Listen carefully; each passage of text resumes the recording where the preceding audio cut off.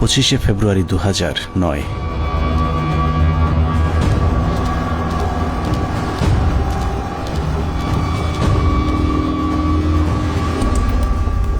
মহাজোট সরকার ক্ষমতায় আসার মাস দেড়েকের মাথায় বর্বরতম এক হত্যাকাণ্ডের মাধ্যমে ভেঙে দেয়া হয় সীমান্তে উঁচু করে যারা শত্রুর সামনে প্রাচীর হয়ে থাকত তাদের মেরুদণ্ড।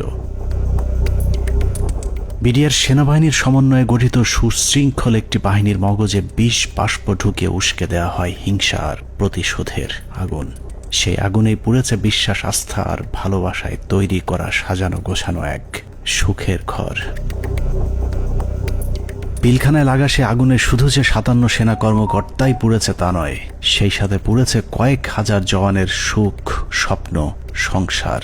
সীমান্ত অরক্ষিত করে ওদেরকে রক্ষিত করা হয়েছে কারারক্ষীদের ঘরে, যেই ঘরে দিন, মাস, বছর করে গুনে গুনে 15 বছর পার হয়েছে সীমান্ত রক্ষীদের।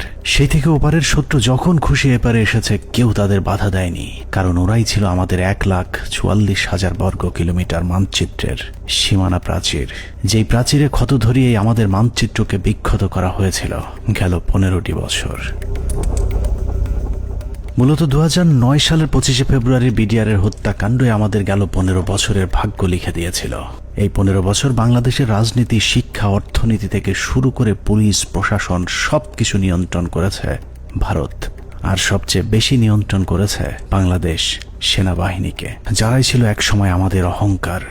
নারী, টাকা আর পদের লোভে সেনাবাহিনীর কিছু কর্মকর্তা তাদের মাথা বেচে দিয়েছিল ভারতের কাছে, যাদের পরিকল্পনাতেই খুন হয়েছিল দেশপ্রেমিক 57 জন সেনা কর্মকর্তা।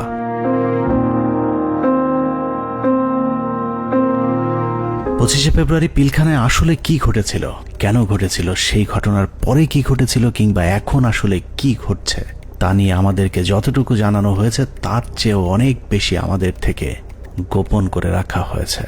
ঘটনার শুরু থেকে শেষ পর্যন্ত আমরা যতটুকু জেনেছি তার পুরোটাই পিলখানার মূল ঘটনার বিকৃত এক রূপ, যেখানে সত্যের কোনো বালাই নেই। হাসিনা সবকিছু জানতো।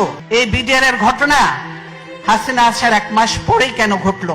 হাসিনা এবং মঈনুদ্দিন এটা জানতো, কাজেই হাসিনাকে একদিন জবাব দিতেই হবে। এটা পিলখানা হত্যাকাণ্ডকে আমরা যদি একটি মুদ্রা হিসাবে ধরি, তাহলে এতদিন আমরা সেই মুদ্রার এক পিঠ দেখেছি, যার আরেক পার্শ্ব আরো ভয়ঙ্কর, আরো নৃশংস, আরো বর্বর, অমানবিক। আমরা শুধু 57 সেনা কর্মকর্তার গল্প শুনেছি, কিন্তু তার চেয়েও কয়েক গুণ মানুষকে হত্যা করা হয়েছে, যেই খবর বিডিআরের পরিবারের বাইরে আর কাউকে জানতে দেয়া হয়নি। পিলখানা হত্যাকাণ্ডের মামলায় রাজসাক্ষী না হওয়ার জন্য বীর মুক্তিযোদ্ধা ডিএডি আব্দুর রহিম সাহেবকে জেলখানায় নিয়ে নির্মমভাবে ইনজেকশন পোস্ট করে তাকে শহীদ করা হয়। আনুমানিক 28 তারিখ সন্ধ্যার দিকে ওনার ভাইয়ের মানে মেজর ইনাম সাহেবের নির্দেশে আব্বু পিলখানায় আবার জয়েন করে। সন্ধ্যার সময় জয়েন করার সঙ্গে সঙ্গে কিছু আর্মি সদস্যরা আব্বুকে আলাদা করে লোকচক্ষুর আড়ালে নিয়ে যায়। সন্ধ্যা ঘনিয়ে আসার পরে একটা গাড়িতে করে চোখ বেঁধে, হাত বেঁধে ঢাকা ক্যান্টনমেন্টের দিকে নিয়ে যায় এবং ডিজিএফআই সেলে নিয়ে যায়। আব্বু তাদের কথাবার্তাতে বুঝতে পারে যে আব্বু ডিজিএফআই সেলে আছে। ওখানে সম্ভবত একটা 12 নম্বর কোন একটা রুমে আব্বুকে 10 থেকে 12 দিন রাখা হয় এবং অমানবিক নির্যাতন করা হয়। আপনার ইলেকট্রিক শক দেওয়া হয়, লিঙ্গে বাড়ি দেওয়া হয়, মানে অসহনীয় কষ্ট তাদেরকে সহ্য করতে হয়। ড্রিল মেশিন দিয়ে পা ছিদ্র করে, তারপর আপনার পেরেক দিয়ে হাতের পায়ে নখ উপড়িয়ে ফেলায়। 2009 সালে পিলখানায় যে হত্যাকাণ্ড শুরু হয়েছিল সে হত্যাকাণ্ড এখনো শেষ হয়নি। 25 থেকে 27 তারিখ পর্যন্ত ভাড়াটে খুনিদের দিয়ে সেনা কর্মকর্তাদের খুন করা হয়েছে, আর 27 তারিখের পর থেকে সেনাবাহিনীর ঊর্ধ্বতন কর্মকর্তারা নিজেরাই খুনের কাজ চালিয়ে গিয়েছেন। ঘটনার পর জিজ্ঞাসাবাদের নামে বিডিআরের 167 জন জওয়ানকে নিজেদের হাতে হত্যা করেছে আমাদের গর্বের সেনাবাহিনী। এমনকি সেনাবাহিনীর শিখিয়ে দেওয়া সাক্ষ্য দিতে চায়নি বলে পিলখানার জামে মসজিদের ইমামকে পর্যন্ত নির্মমভাবে হত্যা করা হয়েছে, যিনি ঘটনার শুরু থেকে শেষ পর্যন্ত নিজ চোখে প্রকৃত খুনিদেরকে দেখেছিলেন। এসব তো আমাদের সৈনিকরা করবে না, কখনোই আমাদের সৈনিকরা অফিসারের উপরে আক্রমণ করবে না। যেভাবে গুলি করতে করতে ভিতরে ঢুকে গেছে, আর একজন হিন্দিতে কথা বলে, ইংলিশে কথা বলে, কমেন্ট করে ওদেরকে। পিলখানার ঘটনার বেশিরভাগ তথ্য উপাত্ত ও আলামত নষ্ট করে দেওয়া হয়েছে। তারপরেও চূড়ান্ত ঝুঁকি নিয়ে দেশপ্রেমিক কয়েকজন সেনা কর্মকর্তা অত্যন্ত গোপনীয়ভাবে কিছু গুরুত্বপূর্ণ তথ্য প্রমাণ নিজেদের সংগ্রহে রেখেছিলেন। বিডিআর হত্যাকাণ্ডের দিন বেঁচে যাওয়া কিংবা পিলখানার বাইরে থেকে বারবার ভেতরে ঢুকে অফিসারদের জীবন বাঁচানোর চেষ্টা করা, অথবা যারা ঘটনার সুষ্ঠু তদন্তের ব্যবস্থা করতে চেয়েছিলেন, এরকম একদল সেনা কর্মকর্তার সহায়তায় আমাদের আজকের অনুসন্ধানটি করা হয়েছে। দীর্ঘ সময় ধরে চলা আমাদের একান্ত প্রচেষ্টায় ঘটনার মূল রহস্য উদ্ঘাটনের সর্বোচ্চ চেষ্টা করা হয়েছে। তারা রাষ্ট্রের মানুষের সুন্দরভাবে একটা সেবা দেওয়ার জন্য দায়িত্ব নেয় নাই, এবং মাত্র 1.5 মাসের মাথায় বিডিআর মতো একটা হত্যাযজ্ঞ তারা চালিয়েছিল পরিপূর্ণ রাষ্ট্র সহযোগিতায়। কারণ রাষ্ট্রকে পরিপূর্ণ এই সময় থামিয়ে রাখা হয়। এই জায়গা একটা বিশাল একটা কাজ করার জায়গা কমিশনের, যে এই পোস্টিং গুলা কাদের অর্ডারে হয়েছিল, কি ক্রাইটেরিয়াতে ওনাদেরকে তখন এইভাবে পোস্টেড করা হলো, কেন এত কুইক, মানে এই জিনিসটা তো সন্দেহের উদ্রেক করে, তাই না? যে 18 ইঞ্জিনিয়ার্স এর কর্নেল মেহেদী স্যার এত ইম্পর্টেন্ট সব কাজ করছিল, ওদেরকে যখন ক্লোজ অ্যারেস্ট করে রাখা হয় বা আয়নাঘর থেকে নিয়ে ইসে রাখা হয়, মেস বিতে ক্লোজ অ্যারেস্ট করে রাখা হয়, তখন এই রেজানুল খান স্যারের সঙ্গে আমার বাবা দেখা করতে গেছিলেন যে আমার খোঁজ নেওয়ার জন্য। তখন উনি বলেন যে আপনার ছেলে মানে বাংলাদেশের সবচেয়ে বড় সন্ত্রাসী, তার কথা একদম ভুলে যান। পিলখানায় আসার আগের 2 বছর 3 বছর তারা আসলে কি করছিল, কোথায় তাদের পোস্টিং ছিল, তারা কাদের সাথে মেলামেশা করছে। আমাদের অনুসন্ধানে সহায়তাকারী এসব অফিসারদের সকলে বিডিআর হত্যাকাণ্ডের ঘটনায় নির্যাতনের শিকার। কেউ কেউ দীর্ঘ সময় গুমের শিকার, কেউ চাকরিচ্যুত হয়েছেন কিংবা জীবন বাঁচাতে চাকরি এবং দেশ ছাড়তে বাধ্য হয়েছিলেন। ডিজিএফআই কেন আমাদেরকে বাধা দিলেন, উল্টা আর আমাদের সাথে রাগ করলেন যে কেন তোমরা পলাতক এদেরকে ধরে নিয়ে আসলে, তাদের তো পালিয়ে যেতে দেওয়া হচ্ছিল অন্ধকার করে, লাইন কেটে যে তাদেরকে পালিয়ে যেতে দেওয়া হচ্ছিল। এই বিষয়টা অবশ্যই ওই সময় সমস্ত পত্র পত্রিকায় এসেছিল।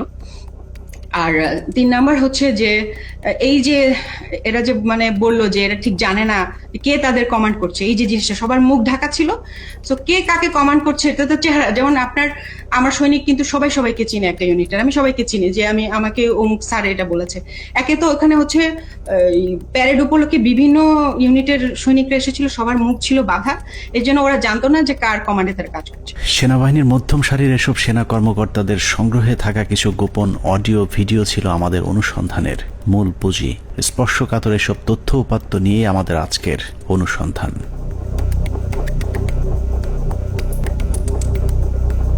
অনুসন্ধানের শুরুতেই একটি তদন্ত প্রতিবেদনের কয়েকটি লাইনে চোখ গোলানো যাক।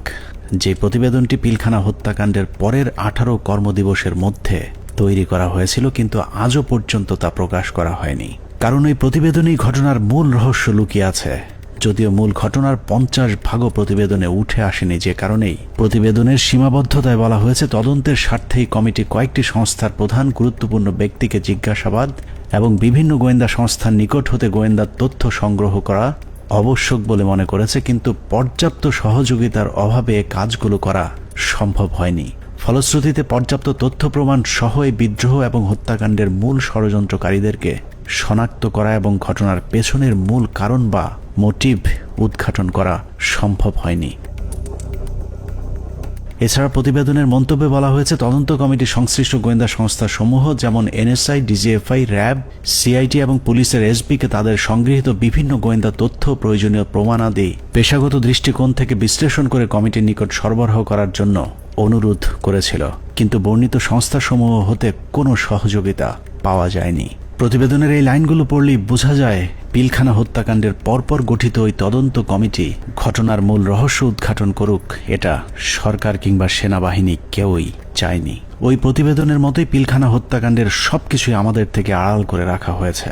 2009 সালের 25 ফেব্রুয়ারি সকালে পিলখানায় দরবার শুরুর পর থেকে 26 তারিখ বিকেল 5টা পর্যন্ত সরকারের পক্ষ থেকে যা কিছু করা হয়েছে সবই জিম্মি হওয়া সেনা কর্মকর্তাদেরকে হত্যার উদ্দেশ্যে, কাউকে বাঁচানোর জন্য নয়। 25 তারিখ সকাল থেকেই তৎকালীন প্রধানমন্ত্রী শেখ হাসিনা, 3 বাহিনী প্রধান, ডিজিএফআই, এনএসআই প্রধান, সামরিক সচিব তারেক সিদ্দিকী সহ সকলেই সেনা কর্মকর্তাদের হত্যার মিশন সম্পূর্ণ করবার জন্য শেখ হাসিনার তৎকালীন সরকারি বাসভবন যমুনায় অবস্থান করছিলেন। পিলখানার ঘটনায় বেঁচে আসা সেনা কর্মকর্তাদের একজন মোহাম্মদ জাহিদি আহসান হাবিব দরবার হলে গোলাগুলি শুরুর পর তিনিই প্রথম জেনারেল তারেক সিদ্দিকীকে ফোন করে বলেছিলেন তাদেরকে বাঁচানোর জন্য, কিন্তু তারেক সিদ্দিকী ফোন কেটে দেন।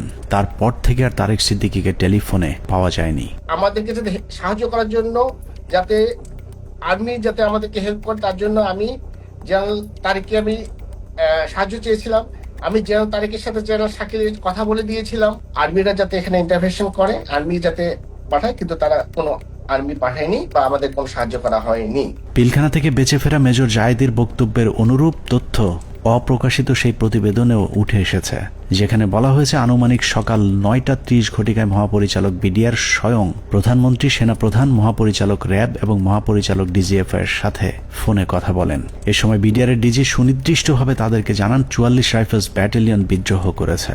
এছাড়াও অবরুদ্ধ অন্যান্য সেনা কর্মকর্তাগণও তাদের মোবাইলে সাহায্যের জন্য বিভিন্ন স্থানে টেলিফোন করেন ও SMS পাঠান। আত্মীয় স্বজন, বন্ধু বান্ধব ও সহকর্মীদের তাদের অসহায়ত্বের খবর জানান। সাহায্য প্রত্যাশায় আটকে পড়া কর্মকর্তারা জানায়, দরবার হল বিদ্রোহী জওয়ানদের নিয়ন্ত্রণে, আমরা বন্দী, আর কথা বলা যাচ্ছে না, দ্রুত ব্যবস্থা নিন, আর হয়তো দেখা হবে না, তুমি ভালো থেকো, আমার সন্তানদের যত্ন নিও, ইত্যাদি ইত্যাদি। প্রতিবেদনের এতটুকু অংশ পড়লে বোঝা যাচ্ছে যে সকাল 9:30টায় প্রধানমন্ত্রী, সেনাপ্রধান, র্যাব ডিজি এবং ডিজিএফআই, NSI সহ সকলেই বিডিআরের ডিজি মেজর জেনারেল শাকিল আহমেদের পরিণতি কি হতে যাচ্ছে তা জেনে গিয়েছিলেন। তারপরেও কোনো পদক্ষেপ নেওয়া হয়নি। সাথে প্রায় 1 প্লাটুন আমার র্যাব ছিল, আমার সাথে আরো 2-3 জন অফিসার ছিল। আমি মেজর রাজনের কথা বলেছি, মেজর রাজন অলথ্রু আমার সাথে ছিল, আমার সাথে আরো 2-3 জন পুলিশ অফিসার ছিল। মেজর জুলকার তখন সম্ভবত সে ক্যাপ্টেন জুলকার ছিল, ক্যাপ্টেন ইয়াসির ছিল, আপনার ওইদিকে আমার 5 নম্বর গেটে মেজর আমিন ছিল, আমার টুয়াইসি বর্তমানে সে প্রবাসী মেজর আমজাদ ছিল, আমার সঙ্গে ছিল আরো আপনার এসপি শহীদ ছিল, আমার অ্যাডজুটেন্ট খালিদ, ক্যাপ্টেন খালিদ ছিল। তো অসংখ্য অফিসার, প্রায় 7-8 জন আমার মিলিটারি এবং পুলিশ অফিসার সব মিলে প্রায় আমি মনে 7-8 আরো বেশি 10-12 জন আমরা 4 নম্বর 5 নম্বর গেটে ছিলাম। আমরা কিন্তু কমপ্লিটলি একটা অল্টারকেশনের ভিতরে ছিলাম। আমরা বারবার এই তৎকালীন আমি এডিজি কেই বেশি করে বলবো, কারণ এডিজি কর্নেল রেজানুর, আমি এখনো অবাক হচ্ছি যে এই ব্যক্তিটিকে কেন প্রশ্নের সম্মুখীন করা হয়নি। তখন কিন্তু সুযোগ ছিল তাকে প্রশ্ন করার, তখন করা হয়নি, কিন্তু এখনো কেন করা হচ্ছে না। এই ব্যক্তিটি কিন্তু আমাদেরকে বারবার বাধা দিয়েছে যে আমরা যেন ভিতরে প্রবেশ না করি। সে যমুনা ভবনের থেকে সে বারবার বলছিল এবং রেফারেন্স দিচ্ছিল প্রাইম মিনিস্টারের, যে উনি বলেছেন একটা আলোচনা হবে, কেউ যেন আমরা এখানে বিডিআর গেটে কোনো ধরনের আক্রমণ না করি এবং ভিতরে ঢোকার চেষ্টা না করি। ততক্ষণে সেনাবাহিনী এবং র্যাবের বেশ কয়েকটি দল পিলখানার বিভিন্ন গেটে অবস্থান নিয়েছিল। ভেতরের পরিস্থিতি ক্রমেই নিয়ন্ত্রণের বাইরে চলে যাচ্ছে সেই খবর তাদের কাছেও পৌঁছেছিল, কিন্তু তাদেরকে পিলখানার ভেতরে অভিযান চালানোর পথে বাধা সৃষ্টি করে রেখেছিল সেই একই জায়গা থেকে। রেজাকে সেখানে কর্নেল রেজানুর খান, র্যাবের এডিজি, সে থামাই দেয় যে কোনোভাবে, সে ঢুকতে পারে নাই।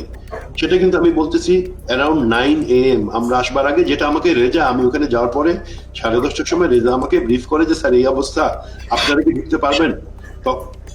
তখন আমি জেনারেল হাকিমকে বলি, উনি বললেন যে না, এখন ঢোকা যাবে না। CGS, chief of general staff, general Moeen তো তখন পতিতা হাসিনার কাছে বঙ্গভবনে বসে অপেক্ষা করতেছে আদেশ শুনবার জন্য, নিজে থেকে কোনো সেনাপ্রধান হিসেবে কোনো অর্ডার দেয় নাই। এখানে একটা জিনিস ক্লিয়ার করি, এই বিডিআর অপারেশনের সময় 3 জন, এটা তো আর্মির অ্যাকশন, এটা কোনো পলিটিক্যাল কোনো কিছু হওয়ার কথা না, 3 জনের কমান্ডের দায়িত্ব ছিল। একটা ছিল সেনাপ্রধান জেনারেল মইনু আহমেদ, সে যেহেতু হাসিনার সাথে বসে আছে গণভবনে, তখন কিন্তু যমুনায়, গণভবন না যমুনায় বসে আছে। আর এই তার বর্তমানে chief of general staff major general সিনাইব জামালি, তার আদেশ দেওয়ার কথা, হ্যাঁ ভিতরে ঢুকো। আর অন দ্য স্পট কমান্ডার একজন। এখানে আমরা অনেক অফিসার ছিলাম, কিন্তু সবাই কমান্ডার দায়িত্ব সেখানে পায় না। নিয়ম অনুযায়ী ব্রিগেডিয়ার জেনারেল হাকিমের অন দ্য স্পট কমান্ডার, 3 জনের একজনের কাছ থেকে যদি আমরা আদেশ পাইতাম, আমরা ভিতরে ঢুকতাম। অনুমতি দিচ্ছে করে চলতে থাকে কালক্ষেপণ। 9:30 থেকে শুরু করে 11টার মধ্যেই বেশিরভাগ অফিসারদের হত্যা করা হলেও কিছু কর্মকর্তা পালিয়ে যাবার কারণে হত্যার মিশন অসম্পূর্ণ থেকে যায়, যা শেষ করতে সময় লাগে পরদিন বিকেল 5টা পর্যন্ত। তবে দরবার হলের সামনের হত্যাকাণ্ড শেষে খুনিদের প্রথম দলকে বের করে দেওয়ার ব্যবস্থা করা হয়। 12:30 পিলখানার 3 নম্বর গেটের সামনে বিডিআরের পক্ষ থেকে শতাধিক মানুষের একটি মিছিল বের করা হয়। এসব মিছিল থেকে বিডিআর জওয়ানদের দাবি দেওয়ার প্রতি সমর্থন ব্যক্ত করে জয় বাংলা, জয় বিডিআর, বিডিআর জনতা ভাই ভাই ইত্যাদি স্লোগান দেওয়া হয়েছিল। জয় বাংলা মিছিল করা ওই দলটি ভেতরে ঢোকার কিছুক্ষণ পর বেরিয়ে আসে সংখ্যায় দ্বিগুণ হয়ে। ধারণা করা হয় ওই মিছিলের মাধ্যমেই খুনিদের একটি অংশকে ভেতর থেকে নিরাপদে বের করে দেওয়ার সুযোগ করে দেওয়া হয়। যেখানে আর্মির অপারেশন, আর্মির করবার কথা, সেখানে বিভিন্ন আওয়ামী লীগের পলিটিক্যাল লোকজন ভিতরে ঢুকতেছে যাইতেছে। এর মধ্যে আমরা দেখতে পাচ্ছি আমাদের কাছে অফিসারদের কাছে বাইনোকুলার, তাপস, মির্জা আজম, নানক, শেখ সেলিম, এরা সবাই কিন্তু যাওয়া আসা করতেছে ভিতরে। এবং এর মধ্যে আবার দেখলাম কি ছাত্রলীগ যুবলীগ মিলে একটা মিছিল বলে ওই নিউ মার্কেটের গেট থেকে ঢুকলো, তারা 20-25 জন হবে। তারা ঢুকে ওখানে কিছুক্ষণ, পুরাটা তার দেখা যায় না। আবার ঘন্টাখানেক পরে দেখলাম কি সেই মিছিল, তাদের হাতে কিন্তু আওয়ামী লীগের ব্যানার আছে। সেই মিছিল বের হয়ে যাচ্ছে, সেটা সংখ্যা হচ্ছে লোকের এখন 100 থেকে উপরে, 100-125 জন ঢুকছিল, 25 জন বাইরে হয়ে যাচ্ছে। সাথে সাথে আমরা সেটে যারা ছিল তাদেরকে জানালাম যে দেখো এই মিছিলটাকে আটকাও, এদের মধ্যে থেকে কিন্তু ভিতরে যারা কিলার তারা বের হয়ে তাদেরকে বের করে নিয়ে যাওয়া হইতেছে। বিডিআর কমপ্লেক্স যে ভিতরে যত সৈনিকরা ছিল তখন সবাই জাগো বলে যে যেদিকে পারলো বেরিয়ে চলে গেল। এটা হওয়ার কথা না। একটা ট্রেন সোলজার একটা এইভাবে পালিয়ে যেতে পারে না, যখন যতই গুলি হোক, কেননা তার কাছে কোনো অর্ডার আসেনি। এবং এই সময় কিছু অফিসারও কিন্তু পালিয়ে গিয়েছিল। তো আমাদেরকে বের করতে হবে হু অল অর, মানে ওই অফিসাররা কারা কারা। এই সময় পালানোর কথা না।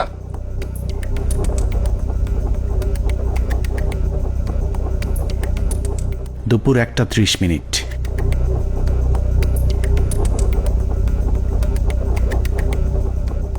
খুনের প্রথম পর্ব শেষ হবার পর শুরু হয় দ্বিতীয় পর্ব।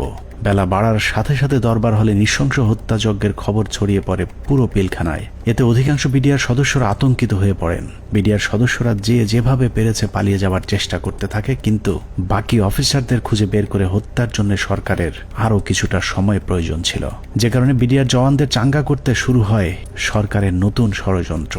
নাটকের এই পর্বে মঞ্চে আসে মুন্নি সাহা এবং জয় মামুন, যারাই প্রথম গুজব ছড়িয়ে দেন পিলখানায় অপারেশন ডাল ভাতের টাকা নিয়ে অসন্তোষের কারণেই বিডিআরের ডিজিকে জিম্মি করেছে বিডিআরের জওয়ানেরা। এর পরপরই সেনাবাহিনী নিয়ে নানা ধরনের উস্কানিমূলক তথ্য প্রচার করতে থাকে বিশেষ কয়েকটি গণমাধ্যম।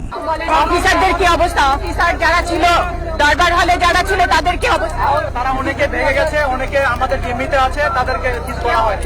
ওরা খুব ভালো হয় জানে বিডিআর এর প্রতি কি অন্যায় অবিচার চলে। আপনাদের তো অনেক দিনের এটা ক্ষোভ, আজকে কেন, আজকে কোন পরিপ্রেক্ষিতে এটা করলেন? উনি বোঝেন না, উনি খালি আশা দেয়। এখন আমরা ওনাদেরকে আটক অবস্থায় রাখছি যাতে আমাদের দাবিগুলা মাননীয় প্রধানমন্ত্রী এবং স্বরাষ্ট্রমন্ত্রী আমাদের দাবি মানবেন। দেখছিলেন মুন্নি সাহার সঙ্গে বিশেষ। এ সময় নিজেদের লেখা বিভিন্ন ধরনের লিফলেট বিডিআরের নামে প্রচার করে গুজব ছড়াতে থাকে স্থানীয় আওয়ামী লীগের নেতাকর্মীরা। পিলখানার ভেতরেও ততক্ষণে বিডিআরের মাঝে ছড়িয়ে দেওয়া হয়েছে মিডিয়া এবং জনগণ আমাদের সাথে আছে। অপারেশন ডাল ভাতের টাকা মেরে খাওয়া সেনাবাহিনীর প্রতি এমনিতেই অনেকের ক্ষোভ ছিল, তার উপর সেনাবাহিনী যে কোনো সময় হামলা চালাতে পারে এমন গুজব ছড়িয়ে অস্ত্র হাতে তুলে দেওয়া হয় বিডিআরের সাধারণ জওয়ানদের হাতে। একদিকে আওয়ামী লীগের বিডিআরের পক্ষে মিছিল, অন্যদিকে গণমাধ্যমের উস্কানিতে হত্যাকাণ্ডে অংশ নেয়নি এমন অনেকেও দুপুরের পর বিদ্রোহী হয়ে ওঠে। জিনিসপত্রের দাম কারা বাড়াইছে শুনবেন? অরিজিনাল সেনা কর্মকর্তারা বিডিআর কে দিয়ে দাম বাড়াইছে। আস্তে আস্তে বর্ডার থেকে সমস্ত মাল নিয়ে আসতো, নিয়ে এসে স্ট্রোক করতো বিডিআর এর প্যারেড গ্রাউন্ডে। স্ট্রোক করে সেই মালগুলি দেশবাসী মাধ্যমে অনেক দিন পর সাপ্লাই করতো, যার কারণে অনেক দাম বেড়ে যেত জিনিসগুলির। যত ডাল ভাতের টাকা আছে সব মেরে খেয়ে ফেলেছে। ডাল ভাতের নামে তারা কোটি কোটি টাকা হাতিয়ে নিয়ে গেছে, কোটি টাকা হাতিয়ে নিয়ে গেছে ডাল ভাতের নামে। এরই মধ্যে গণভবনের নতুন ষড়যন্ত্রের অংশ হিসেবে আওয়ামী লীগ নেতা জাহাঙ্গীর কবির নানককে পিলখানার 4 নম্বর গেটে পাঠানো হয়। পিলখানার চারপাশের এলাকা থেকে বাড়িঘর ফেলে মানুষ যখন সরে যাচ্ছিলেন, তখন বীর দর্পে 4 নম্বর গেটের দিকে এগিয়ে যান আওয়ামী লীগের তৎকালীন এলজিআরডি প্রতিমন্ত্রী জাহাঙ্গীর কবির নানক, ফজলে নূর তাপস এবং হুইপ মির্জা আজম। অন্যদিকে প্রস্তুত ছিলেন সাংসদ মাহবুবারা গিনি এবং ওয়ারেসাত হোসেন সহ আওয়ামী লীগের বেশ কয়েকজন নেতাকর্মী।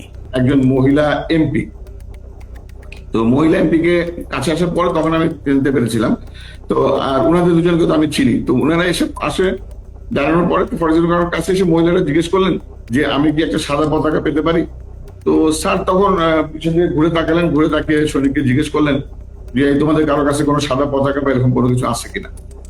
তো তৎপরবর্তীতে ওখান থেকে ওরকম সাদা পতাকার কোনো কিছু না পাওয়াতে উনি স্যার বললেন যে আমার কাছে একটা রুমাল আছে, এটা চলবে কিনা। উনি ওটা দিয়ে দিলেন, বাট ওনারা এই সময় স্যার কিন্তু ওনাদেরকে জিজ্ঞেস করলেন যে আপনারা যে এখান দিয়ে যাবেন তো ওখান থেকে গুলি হচ্ছে, তো তখন ওই মহিলা এমপি গিনি বলেছিলেন যে না আমাদেরকে গুলি করবেন বা গুলি আসবেন আমাদের দিকে, আপনি এটা নিয়ে চিন্তা করবেন। তো এই জিনিসগুলো কিন্তু কিছু সিগনিফিকেন্ট জিনিস, তখন এগুলো অর্থ বুঝি নাই যে ওনারা এইভাবে এত কনফিডেন্ট, বাট এগুলো যেমন পরবর্তীতে জীবনে আসার পরে আমি বুঝতে পেরেছি যে আচ্ছা এইটার মানে তাহলে এই জিনিসটা দাঁড়ায়। আওয়ামী লীগের ওই প্রতিনিধি দলকে পেয়ে বিডিআর সদস্যরা মনে করেছিল তারা হয়তো বিডিআরকে বাঁচাতেই এসেছিল, কিন্তু এটাই ছিল বিডিআরের জন্য সবচেয়ে ভয়ঙ্কর ফাঁদ, যেই ফাঁদে পা দেয় পিলখানা হত্যাকাণ্ডের পুরো দায় বিডিআরের উপর চলে আসে। পিলখানা 4 নম্বর গেটে যখন নানক আজমদের নেতৃত্বে আওয়ামী লীগের একটা দল পিলখানার ভেতরে পৌঁছায়, তখন বিডিআরের পোশাক পরা কিছু লোক তাদের সাথে বেশ কিছুক্ষণ কথাবার্তা বলেন। তাদের মধ্যে কি কথা হয়েছে সেটা জানা না গেলেও এর পরপরই বিডিআরের কয়েকজন ব্যক্তিকে সামনে নিয়ে আসা হয় যাদের নাম এর আগে কখনো শোনা যায়নি। তাদের মধ্যে একজন ডিএডি তৌহিদ, যাকে আমরা পিলখানা হত্যাকাণ্ডের কথিত মূল হোতা হিসেবে এতদিন ধরে জেনে এসেছি। নানক আজমদের সাথে বৈঠক করা ওই দলটি ডিএডি তৌহিদ সহ কয়েকজন ডিএডিকে খুঁজতে থাকেন। বিডিআরের পোশাক পরা ওই দলটি ডিএডি তৌহিদের পিলখানার বাসায় গিয়ে তৌহিদের সন্ধান চেয়েছিলেন, কিন্তু বিডিআরের পোশাক পরা থাকলেও ডিএডি তৌহিদ সেনাবাহিনী নাকি বিডিআরের কর্মকর্তা সেটাও তারা জানতেন না। আমার বাসার সামনে নেম প্লেট ছিল তৌহিদ লেখা, জিজ্ঞেস করতেছে যে তৌহিদ উনি কি বিডিআর না আর্মির? আমি বলছি উনি বিডিআর এর র্যাঙ্ক কি?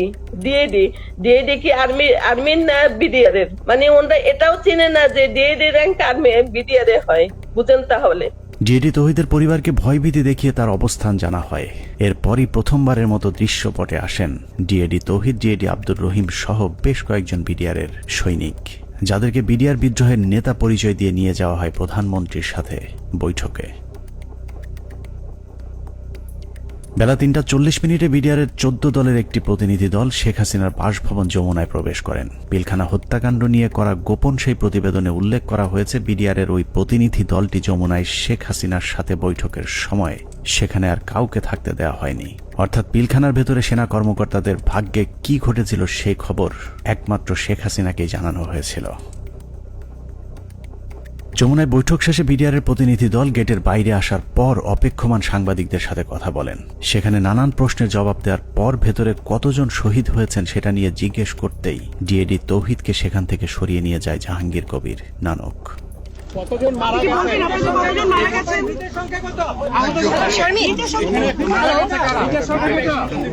হাসিনার সাথে বিডিআরের সেই বৈঠকের মূল উদ্দেশ্য অফিসারদেরকে বাঁচানো কিংবা বিডিআরের আত্মসমর্পণ নয়, বরং বিডিআরকে জানিয়ে দেওয়া হয়েছিল কোনোভাবেই আত্মসমর্পণ করা চলবে না। যদিও বৈঠকের পর জানানো হয় বিডিআর অস্ত্র সমর্পণে রাজি হয়েছেন, কিন্তু ডিএডি তৌহিদকে পিলখানার ডিজি বানানো থেকে শুরু করে পিলখানার পরবর্তী ঘটনাবলী সবই ছিল শেখ হাসিনার তৈরি করা নাটকেরই অংশ। মাননীয় প্রধানমন্ত্রী তাদের আবেদনের পরিপ্রেক্ষিতে, বিডিআর সদস্য ভাইদের আবেদনের পরিপ্রেক্ষিতে আজকের ঘটনার সাধারণ ক্ষমা ঘোষণা করেছেন। সে বৈঠকের পর রহস্যজনক একটি বিষয় লক্ষ্য করা যায়। শেখ হাসিনা বিডিআরের প্রতিনিধি দলের সাথে বৈঠকে পিলখানায় আটকে পড়া নারী ও শিশুদের মুক্তির দাবি করলেও জিম্মি থাকা সেনা কর্মকর্তাদের মুক্তির বিষয়ে কোনো কথা বলেননি। ভিতরে যারা মহিলা, শিশু, সন্তানকে নিয়ে যারা আটকা পড়েছেন হেডকোয়ার্টারের ভিতরে, তাদেরকে এই মুহূর্তে তারা যাওয়ার পরিস্থিতির ব্যবস্থা করে দিবেন। কেন শুধুই নারী শিশুদের মুক্তি চাওয়া হয়েছিল সেই প্রশ্নের উত্তর জানতে আমরা 2009 সালের একটি জিজ্ঞাসাবাদের অডিও শুনে আসব, যেখানে পিলখানা হত্যাকাণ্ডে অভিযুক্ত হিসেবে জাহাঙ্গীর কবির নানককে সেনাবাহিনীর বিশেষ একটি তদন্তকারী দল জিজ্ঞাসাবাদ করেছিলেন। যদিও সেই অনুসন্ধান আর চলতে দেওয়া হয়নি, তারপরেও সেদিনের জিজ্ঞাসাবাদে কি কথা হয়েছিল তার পুরো ক্যাসেটটি সেনাবাহিনীর একটি সূত্র আমাদের কাছে পাঠিয়েছে। এত বড় একটা নেগোসিয়েশন হলো, ডিজি এবং অফিসার বা ফ্যামিলিদের বেরিয়ে আসার ব্যাপারে কোনো আপনার স্টেটমেন্ট তো ছিল না, বা না বলছি যে আপনার মানে এটা নেগোসিয়েশন ডিলের মধ্যে এটা হলো না কেন যে ঠিক আছে তোমরা এটা রাখো, এটা ছাড়ো, অস্ত্র দাও, এই কন্ডিশন সবাইকে ছেড়ে দিবে না, তাহলে তো কেউ যাবে নিয়ে আসবে বা ডিজির সাথে কথা হবে, আচ্ছা ঠিক আছে সাধারণ ক্ষমা হবে, কিন্তু তার আগে আমি ডিজির সাথে কথা বলে সেই পরিপ্রেক্ষিতে কিন্তু ওনারা ঢুকলেন মাননীয় স্বরাষ্ট্রমন্ত্রী মহোদয়। না ওইটা আমি বলতেছি যখন সাধারণ ক্ষমা ঘোষণার আগে লাস্ট একটা কন্ডিশন হওয়া উচিত ছিল যে আমি ডিজি যেহেতু আটকাছে বলতেছো, সুতরাং তোমাদের কাউকে পাঠাও, ডিজির সাথে আমি কথা বলে নিশ্চিত হতে চাই। মানে তখন কিন্তু অলরেডি দেশের 16 কোটি মানুষ কোনো না কোনো ভাবে আন্দাজ করে ফেলছে যে ডিজি মারা গেছে। 4টার সময় প্রাইম মিনিস্টার অফিসে যখন আলাপ হয়, তা এই আলাপের মধ্যে ডিজির মৃত্যুর বিষয়টা আসলো না কি করে, বা অল ইন্টেলিজেন্স সোর্সেস মিস করলো কি করে, যে আপনার কোনো প্রেস ব্রিফিং এও এটা আসলো না? ফ্যামিলি সরি আসছে, আমি এই যে সেটা আমার কাছে আপনার প্রেস ব্রিফিং এ শুধু জিম্মির ব্যাপার আসছে, বা ডিজি বা তার অন্যান্য অফিসারদের রিলিজের ব্যাপারে যারা আটক আছেন তাদেরকে পার্টিকুলার ডিজি কথা বলা হয়নি স্যার।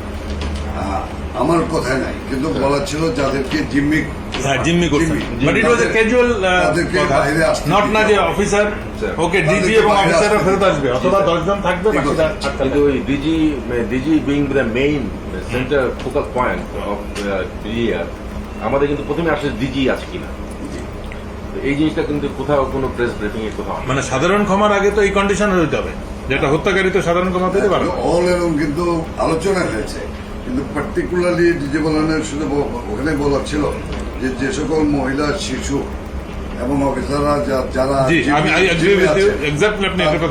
জিম্মি, এই শব্দটা বলা হচ্ছে। আপনি বলেছেন যে সমস্ত মহিলা, শিশু, but you never talked about office DG এবং অন্যান্য অফিসার। স্যার আমি আপনাকে আপনার ভিডিও ক্লিপটা শোনাতে চাচ্ছি, একটু আমি দেখেন। সেনা কর্মকর্তাদের মুক্তি না চাওয়াটা কোনো ভুলবশত ঘটনা নয়, বরং শেখ হাসিনা জানতেন ওইসব কর্মকর্তাদেরকে এরই মধ্যে হত্যা করা হয়েছে, যে কারণেই তাদের মুক্তি না চেয়ে বরং নিহত সেনা কর্মকর্তাদের লাশ গুম এবং বেঁচে যাওয়া বাকি কর্মকর্তাদের খুঁজে খুঁজে মারার জন্য আরও কালক্ষেপণ করা হয়েছিল। সে কারণে বৈঠক শেষে বিডিআরের সদস্যরা পিলখানায় যাবার পর আবারও নতুন করে গোলাগুলি শুরু হয়। অপ্রকাশিত ওই প্রতিবেদনে বলা হয়েছে, এ সময় বিদ্রোহীরা তাদের অপকর্মের সুবিধার্থে পিলখানার অভ্যন্তরে বিশেষ বিশেষ স্থানে বিদ্যুৎ নিভিয়ে দেয়, কিন্তু সরকারের পক্ষ থেকে ওইসব এলাকায় বিকল্প ব্যবস্থায় আলোকিত করার কোনো ব্যবস্থা করা হয়নি এবং তদন্তকারী দল এ ব্যাপারে কোনো সদুত্তরও দেয়নি। প্রতিবেদনের পরের অংশে অত্যন্ত গুরুত্বপূর্ণ কিছু তথ্য দেওয়া হয়েছে, যেখানে বলা হয়েছে সরকার ঘোষিত সিদ্ধান্ত ও আলোচনার প্রেক্ষিতে পিলখানার ভেতরে আটককৃত অফিসার ও তাদের পরিবারের সদস্যদের বের করে আনার সুযোগ হতে পারে, এ চিন্তায় ডিএমপির 10টি ট্রাক ও 10টি বাস 4 নম্বর গেটের সামনে নিয়ে যাওয়া হয়। সেই 10টি ট্রাক ও 10টি বাসে করে কাদেরকে নেওয়া হয়েছিল সেই প্রশ্নের উত্তর পাওয়া গেলেই অনেক কিছু পরিষ্কার হয়ে যাবে। রাত 8টায় হোটেল আম্বালাইনে শুরু হয় নাটকের আরেক পর্ব। বিডিআর প্রতিনিধি দলের সাথে তৎকালীন স্বরাষ্ট্রমন্ত্রী অ্যাডভোকেট সাহারা খাতুনের আবারও বৈঠক শুরু হয়। এ সময় তার সাথে পুলিশের আইজিপি, র্যাবের ডিজি, গোয়েন্দা সংস্থার কর্মকর্তা ছাড়াও যথারীতি নানক ও আজমও উপস্থিত ছিলেন। এসব আলোচনাগুলোতে আসলে বিডিআরের কোনো সিদ্ধান্ত জানানোর সুযোগ ছিল না। সরকারের পক্ষ থেকে যা সিদ্ধান্ত নেওয়া হতো সেটাই বিডিআরের দাবি বলে প্রচার করা হয়েছে। ওই মিটিং শেষে গণমাধ্যমকে আবারও জানানো হয় বিডিআর অস্ত্র সমর্পণে রাজি হয়েছেন, তবে সেনাবাহিনীর কাছে নয়, তারা পুলিশের কাছে অস্ত্র সমর্পণ করবেন। কথা মতো রাত 1টায় স্বরাষ্ট্রমন্ত্রী সাহারা খাতুন, আইন প্রতিমন্ত্রী অ্যাডভোকেট কামরুল ইসলাম এবং পুলিশের মহাপরিদর্শক সহ আওয়ামী লীগের কয়েকজন নেতাকর্মী একটি বিশেষ গাড়ি যোগে পিলখানার ভেতরে প্রবেশ করেন। আওয়ামী লীগের প্রতিনিধি দলের পিলখানায় যাবার মূল উদ্দেশ্য কি ছিল সেটা পরিষ্কার হয়ে যাবে তাদের সন্দেহজনক কিছু কার্যক্রম দেখলেই। প্রতিনিধি দলের প্রথমেই সেনাবাহিনীর জিম্মি থাকা কর্মকর্তাদের খুঁজে বের করার কথা থাকলেও সাহারা খাতুন সহ প্রতিনিধি দলটি কয়েকটি বাসায় গিয়ে মাত্র 15 জনকে উদ্ধার করে নিয়ে আসেন। অথচ সেনাবাহিনীর কর্মকর্তারা কোথায় আছেন, তাদের পরিবারের কি পরিণতি হয়েছে, এ ব্যাপারে কোনো আগ্রহ দেখায়নি আওয়ামী লীগের ওই প্রতিনিধি দলটি। গণমাধ্যম যেন এ বিষয়ে কোনো প্রশ্ন তুলতে না পারে সেজন্যও শুধুমাত্র বিটিভির একজন পরীক্ষিত আওয়ামী সাংবাদিককে পিলখানার ভেতরে নিয়ে যাওয়া হয়, যার নাম মুশফিকা নাজনীন, যিনি মুন্নী শাহর ঘনিষ্ঠ বান্ধবী। 25 তারিখ থেকে পরবর্তী কয়েকদিনের সব অপকর্মের সাক্ষী সাংবাদিক মুশফিকা নাজনীনকে জিজ্ঞাসাবাদ করলে ওই রাতের অনেক প্রশ্নের উত্তর পাওয়া যাবে। সে রাতে সবচেয়ে রহস্যজনক ঘটনা হলো, হোটেল আম্বালায় বৈঠক শেষে সাংবাদিকদের জানানো হয়েছিল বিডিআর সেনাবাহিনীর পরিবর্তে পুলিশের কাছে অস্ত্র সমর্পণে রাজি হয়েছে। অথচ সরকারের প্রতিনিধি দলটি 10,000 বিডিআরের অস্ত্র জমা নিতে পিলখানায় আইজিপি ছাড়া কোনো পুলিশ সদস্য তাদের সাথে নেয়নি। ভেতরে কেন পুলিশ নিয়ে যাওয়া হয়নি সেই বিষয়টি জানতে 2009 সালের 27 ফেব্রুয়ারি অ্যাডভোকেট কামরুল ইসলামকে জিজ্ঞাসাবাদ করেছিল তদন্তকারী দল। সেই রেকর্ডের একটি কপি আমাদের অনুসন্ধানে উঠে এসেছে। কোর্টের থেকে যখন বেরিয়ে আসেন মাননীয় স্বরাষ্ট্রমন্ত্রী বলেন যে ঠিক আছে আপনারা জমা দিতে থাকেন, আমরা যাই। না জমা রাখার পর যেটা উনি বাইরে এসেও মিডিয়াকে বলেছিলেন, হ্যাঁ ওনারা জমা দিচ্ছেন, আমি চলে আসছি। হ্যাঁ এইটাই মনে হয় চাবি নিচে না দিয়েছে, সকাল পর্যন্ত তারা সব জমা করে দেবে, সকাল পর্যন্ত তারা সব জমা করে দেবে। আমাদের 8টা সাড়ে 8টার মধ্যে আমরা আবার পুলিশের হ্যান্ড ওভার করে দেবো পিঠে। এটাই কিন্তু ফাইনাল কথা আমাদের সাথে। সেই অনুযায়ী সকালে আমরা গেছি। মানে পুলিশকে হ্যান্ড ওভার করবে, কিন্তু কোনো পুলিশ যায়নি ভিতরে। সকালে তো পুলিশ না বলছি যে না, রাত্রে যে হ্যান্ড ওভার হলো, রাত্রে তো পুলিশের কাছে যায় নাই, সুতরাং তাদের কাছে ছিল, তাদের কাছে রয়ে গেল। যাই হোক, পুরো ঘটনাটা যে পরিকল্পিত সেটা বিটিভির ধারণ করা ওই ফুটেজ দেখলেই বোঝা যাবে। বিডিআর এর সকল সদস্যের অস্ত্র সমর্পণ করার কথা থাকলেও হাতে গোনা কয়েকজন তাদের অস্ত্র জমা দেয়। ছোট একটি টেবিলের উপর যখন বিডিআর সদস্যরা অস্ত্র জমা দিচ্ছিল, ঠিক একই সময় অন্য বিডিআর সদস্যরা অস্ত্র হাতে নিয়ে বীরের মতো পাশে হাঁটাহাঁটি করছিলেন। ঘটনার এখানেই শেষ নয়। অস্ত্র সমর্পণের নাটক শেষে যারা অস্ত্র জমা দিয়েছিলেন তারাই আবার জমা দেওয়া অস্ত্রগুলো হাতে তুলে নিচ্ছিলেন। বিটিভির ক্যামেরাম্যান হয়তো ভুলক্রমে নাটকের বাইরের ওই দৃশ্য ধারণ করে ফেলেছিলেন। 25 তারিখ রাত যতই গভীর হয়েছে, সরকারের ষড়যন্ত্র ততই দিনের মতো পরিষ্কার হতে থাকে। সরকারের পরিকল্পনায় রাতে বিডিআরের আত্মসমর্পণের দাবি করে পিলখানায় ঢুকা সরকারি প্রতিনিধি দল ভোর 4:10 বেরিয়ে আসে নিজেদের বাছাই করা মাত্র 15 জন জিম্মিকে উদ্ধার করে।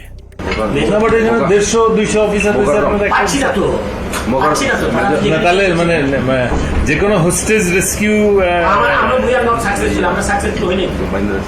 মানে যে কোনো হোস্টেজ রেস্কিউ অপারেশনের প্রথম তো আমার হোস্টেজের কে কে আছে, অফিসার এবং তার পরিবার। কয়জন অফিসারকে আমার সাথে আনলাম, কয়জন প্লাস হোস্টেজের মধ্যে সব থেকে বড় হোস্টেজ যেটা ডিজি এবং তার পরিবার, তাদের কেউই আসলো না। তাদের বেঁচে আছে না মরে গেছে তাও জানলাম না। তাহলে হোস্টেজ অপারেশন কি হবে? ওরা তো আসলে হোস্টেজ রেস্কিউ করতে যান,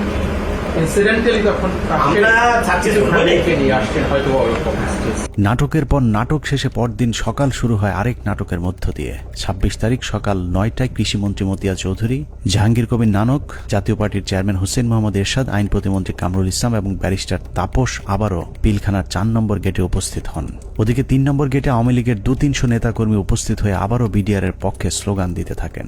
এক পর্যায়ে মিছিলটি পিলখানার ভেতরে ঢুকে যায়। তবে ভেতরে যে কজন ঢুকেছিলেন তার চেয়ে কয়েক গুণ বেশি লোকজন নিয়ে পিলখানা থেকে কিছুক্ষণ পরে বেরিয়ে আসে আওয়ামী লীগের ওই মিছিলটি। 27 তারিখ তো 26 তারিখে একটা মাইক্রোবাসে করে বাইরের যে লোকেরা ভেতরে ঢুকেছিল তারা বের হয়ে যায়। 26 তারিখ দুপুর 2:30 12 সদস্যের মহাজোট মধ্যস্থকারী কমিটি গঠন করা হয়। আওয়ামী লীগ নেতা আব্দুল জলিলের নেতৃত্বে এই কমিটি আবারও হোটেল আম্বালাইনে বিডিআর এর সাথে লোক দেখানো বৈঠক করেন। বৈঠক শেষে স্বরাষ্ট্রমন্ত্রী সাহারা খাতুন, জাহাঙ্গীর কবির নানক এবং মির্জা আজম আবারও 4 নম্বর গেট দিয়ে পিলখানায় প্রবেশ করেন। বিকেল 5টায় শেষবারের মতো আবারও ঘোষণা দেওয়া হয় বিডিআর অস্ত্র সমর্পণ করবে। মজার বিষয় হলো বিডিআর এবার আর পুলিশ কিংবা সেনাবাহিনীর কাছে অস্ত্র জমা দেওয়ার কোনো শর্ত দেয়নি। তবে শর্ত না থাকলেও পুলিশের মাধ্যমে পিলখানার নিয়ন্ত্রণ নেয় সরকার। এর পরপরই শেখ হাসিনা জাতির উদ্দেশ্যে ভাষণে বলেন, পরিস্থিতি এখন সম্পূর্ণ সরকারের নিয়ন্ত্রণে। নানা ধরনের গুজব ছড়িয়ে পরিস্থিতিকে ঘোলাটে করার চেষ্টাও মহল বিশেষ করছে, সে বিষয়েও সকলকে সজাগ থাকার আমি অনুরোধ জানাই। 27 তারিখ বাংলাদেশের মানুষের ঘুম ভেঙেছে ইতিহাসের নারকীয় এক হত্যাকাণ্ডের সাক্ষী হয়ে। শোকে বিহ্বল জাতির মেধাবী 57 কর্মকর্তার ক্ষত বিক্ষত এক একটি মরদেহ যেন গোটা জাতিকে দুমড়ে মুচড়ে শোকে স্তব্ধ করে দিয়েছিল।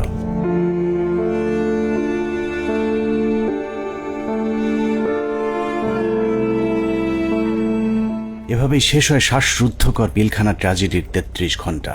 পিলখানার ঘটনা নিয়ন্ত্রণে আনতে কেন 2 দিন সময় লাগলো, একজন অফিসারকেও জীবিত উদ্ধার না করলে সরকার এই 2 দিনে আসলে কি পদক্ষেপ নিয়েছিল সেটা জানতে আমরা পিলখানা হত্যাকাণ্ডের শেষ 1 ঘন্টার একটি ঘটনা দেখে আসব। 27 তারিখ বিকেল 5টায় বিডিআরের অস্ত্র সমর্পণের ঘণ্টাখানেক আগে শেখ তাপসের নেতৃত্বে একটি দল শেষবারের মতো মাইকিং করে জীবিত কেউ থাকলে বের হয়ে আসার অনুরোধ করেছিলেন। মাইকিং শুনে যেসব সেনা কর্মকর্তারা জীবন বাঁচাতে গাড়ির কাছে গিয়েছিলেন তাদের একজন ক্যাপ্টেন তানভীর, যার লাশ এখনো খুঁজে পাওয়া যায়নি। আমাদের হাতে আসা একজন সিপাহীর জিজ্ঞাসাবাদের একটি রেকর্ডে ক্যাপ্টেন তানভীর সম্পর্কে গুরুত্বপূর্ণ তথ্য পাওয়া গেছে।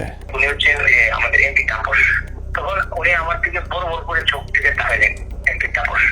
ওনাকে বলছে ঠিক আছে আপনার গাড়িতে উঠে। আমি বললাম স্যার আমাকে নিয়ে যান, আমি এখানে একা কি করবো। বলছে না তুমি 1 নম্বর গেট দিয়ে, তারপরে বলতো 1 নম্বর গেট দিয়ে তুমি বাইরে চলে যাও।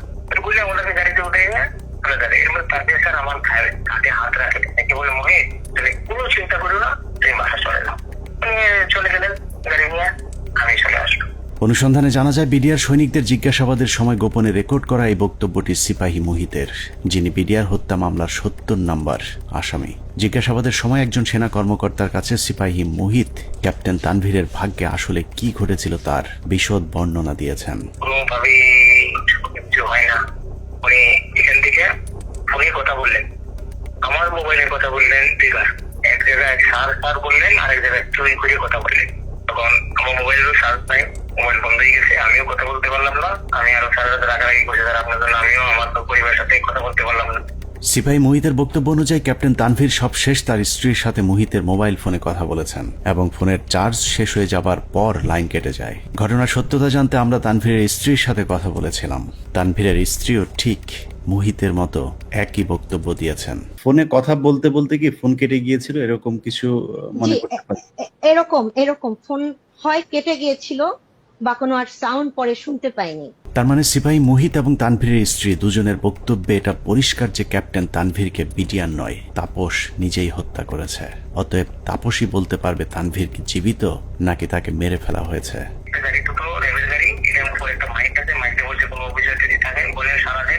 আমরা আপনাদেরকে উদ্ধার করতে আসি। আমি বললাম স্যার এই তো আপনি নেওয়ার জন্য গাড়ি আসছে, আপনি চলে যেতে পারবেন, রাখো তুমি আগে একা বাইরেও গাড়ির দিকে বের করতাম। দেখলাম গাড়ি, আমি হাতও দিলাম, গাড়ি বের করলো, বের করে এখান থেকে দুজন লোক নেমে আসলো, একজন সিভিল আর একজন প্রেমের পোশাকটা। আমাকে বললো যে কি করছে, আমি বলছি এখানে একজন অফিসার আসে। হ্যাঁ আসে, এটা আসলো, আসার পরে জিজ্ঞেস করলো যে আপনি কে? উনি বলছেন যে আমি ক্যাপ্টেন তানভীর। উনি হচ্ছেন আমাদের এমপি তাপস। যে লোকটা, এই লোকটা হচ্ছে এমপি তাপস সাহেব। তখন উনি আমার দিকে বড় বড় করে চোখ থেকে তাকালেন, এমপি তাপস। ওনাকে বলছে তাদের গাড়িতে উঠে। সূত্র জানিয়েছে মুহিতের জিজ্ঞাসাবাদের এই রেকর্ডটি সিআইডিতে থাকাকালীন সেনাবাহিনী এবং র্যাবের কয়েক দফা জিজ্ঞাসাবাদ শেষে মুহিতকে সিআইডিতে জিজ্ঞাসাবাদের সময় মুহিত বলেন, আমার কোনো দোষ নেই, আমার অপরাধ একটাই, তা হলো জিজ্ঞাসাবাদে আমি ক্যাপ্টেন তানভীরকে তাপসের গাড়িতে তুলে দেওয়ার কথা সেনাবাহিনীর কর্মকর্তাদেরকে জানিয়েছিলাম। কোন একটি জিজ্ঞাসাবাদের সময় তাপস নিজে উপস্থিত থেকে মুহিতকে নির্যাতন করেছেন বলেও অভিযোগ করতে শোনা যায় সিপাহী মুহিতের ওই গোপন রেকর্ডে। তানভীর স্যারকে ফোন করেন, তানভীর স্যারে আমি তানভীর স্যারকে কথা দিচ্ছি, তানভীর স্যারকে তাপস স্যারের গাড়িতে উঠে দিচ্ছি, উনি যা বলতো তাই। উনি যদি আমি বলে যে আমি ওনাকে পাঠাই না, তাহলে আমার বাড়িটা তিনি বলছি তাপসের কথা, আমাকে এমন পিছনে দিল, দিয়ে আমাকে নিয়ে আবার সেনের ভিতরে রাখলো। রাখার পরে আবার লোক আসছে, তাপস সাহেব আসছে, তাপস সাহেবকে নিয়ে আসে। তারা এনে বলে স্যার ওই সাবার কথা সবাই আপনার বলে আপনাকে তানভীরকে নাকি আপনি নিয়ে আসতে নিয়ে আসে। সে এমন জোরে থাপ্পড় মারলো আমাকে একটা, আমি একটা বাড়িতে বলে গেলাম। উঠাইলো, উঠাই বলছে তুই এই কথা আর কখনো যাতে তোর মুখ দিয়া না আসে। পিলখানা ট্র্যাজেডির ৩৩ ঘন্টা মূলত সেনাবাহিনীর যেসব অফিসার বেঁচে ছিলেন তাদেরকে খুঁজে খুঁজে মারার জন্যই কালক্ষেপণ করা হয়েছিল, যে অভিযানের শেষ হয় তানভীরকে গুম অথবা খুন করার মধ্য দিয়ে। বিএম এর ক্যারেট দিয়ে দিতে পারতো, 5 জন করে প্রত্যেক বছর এখানে দেওয়া যায়, সেটা যদি না দিতে পারতো তাহলে তাদের দিতে পারতো। কিন্তু এরা তো জানে যে আমার অফিসার না, সে জানে যে এটা আর্মির অফিসার। আর্মি থেকে পার্মানেন্ট যদি চলে আসতো তাহলে সে জানতো এটা আমার অফিসার, কোন অবস্থায় মারতো না, মারতে গেলে নিজেদের মধ্যে যুদ্ধ লেগে যেত। পিলখানা ট্র্যাজেডি বলতে আমরা শুধুই 25 থেকে 27 ফেব্রুয়ারির হত্যাকাণ্ডকেই জানি, কিন্তু পিলখানার মূল ট্র্যাজেডির শুরু হয়েছিল বিডিআর অস্ত্র সমর্পণের পর। সিপাহী মুহিতের মতো যারাই মূল ঘটনা তুলে ধরতে চেয়েছিলেন তাদেরকেই ঠান্ডা মাথায় হত্যা করা হয়েছে। 2009 সালের মার্চের 3 তারিখ বিডিআরেরা কাজে যোগ দেওয়ার পর থেকে জিজ্ঞাসাবাদের নামে সেনাবাহিনী মোট 108 জন বিডিআর জওয়ানকে হত্যা করেছে। এদের মধ্যে কয়েকজন ঘটনার পরিকল্পনার সাথে জড়িত, বাকিরা গুরুত্বপূর্ণ সাক্ষী। নিরীহ এসব বিডিআর সদস্যদের মৃত্যুর কারণ, পোস্টমর্টেম রিপোর্ট কিংবা হত্যাকাণ্ডের তদন্ত কোনো কিছুতেই বিডিআর পরিবারকে হস্তক্ষেপ করতে দেওয়া হয়নি। এমনকি গণমাধ্যমে কথা বলা নিয়েও দেয়া হয়েছিল কঠোর নিষেধাজ্ঞা। পিলখানা হত্যাকাণ্ডের পর জিজ্ঞাসাবাদে যারাই সত্য ঘটনা তুলে ধরতে চেয়েছে তাকেই হত্যা করা হয়েছে, কারণ পিলখানা হত্যাকাণ্ডের পরিকল্পনার সাথে সেনাবাহিনী এবং আওয়ামী লীগের কোন কোন ব্যক্তি জড়িত ছিল তা একমাত্র বিডিআর সদস্যরাই জানত, যে কারণে বিডিআরের গুরুত্বপূর্ণ সাক্ষীদেরকে জিজ্ঞাসাবাদের নামে নির্মমভাবে হত্যা করা হয়। আমি কেন 16 বছর জেল খাটলাম, এই জেল খাটার যে কারণ, এই কারণ আজ পর্যন্ত আমি আবিষ্কার করতে পারি নাই। আমার কাছে অত্যন্ত আশ্চর্যের কোয়েশ্চেন ছিল যে একটা নিরপরাধ মানুষকে কিভাবে 16টা বছর একটা দেশের বিচার বিভাগ আটকিয়ে রাখতে পারে। পিলখানার ভিতরে হত্যাকাণ্ডের সময় ভাই একটা পরিষ্কার একটা ছাই রঙের একটা পিকআপ ছিল, আমার সেলিম যেটা বলে, স্যার আমাদের মারার কোনো পরিকল্পনা ছিল না, দেখেন আমিও ইনজুর্ড, মানে রিকোয়েস্টেড গুলি তার হাতে লেগেছিল, আমাকে দেখাইছি, আমি দেখছি, তার কাছে কাগজও ছিল। তো আমি বললাম যে তুমি তো সবারে কাম 1 by 1 বললা, তো ঘটনা এটা কেন? তো স্যার আমরা তো এর মধ্যে ছিলাম না, আমার কথা ছিল, আমাদের পরিকল্পনা একরকম ছিল, এখানে এটা ছিল না। কিন্তু বাইরে থেকে একটা পিক আপ আসে, এই পিক আপ থেকে গুলি করে।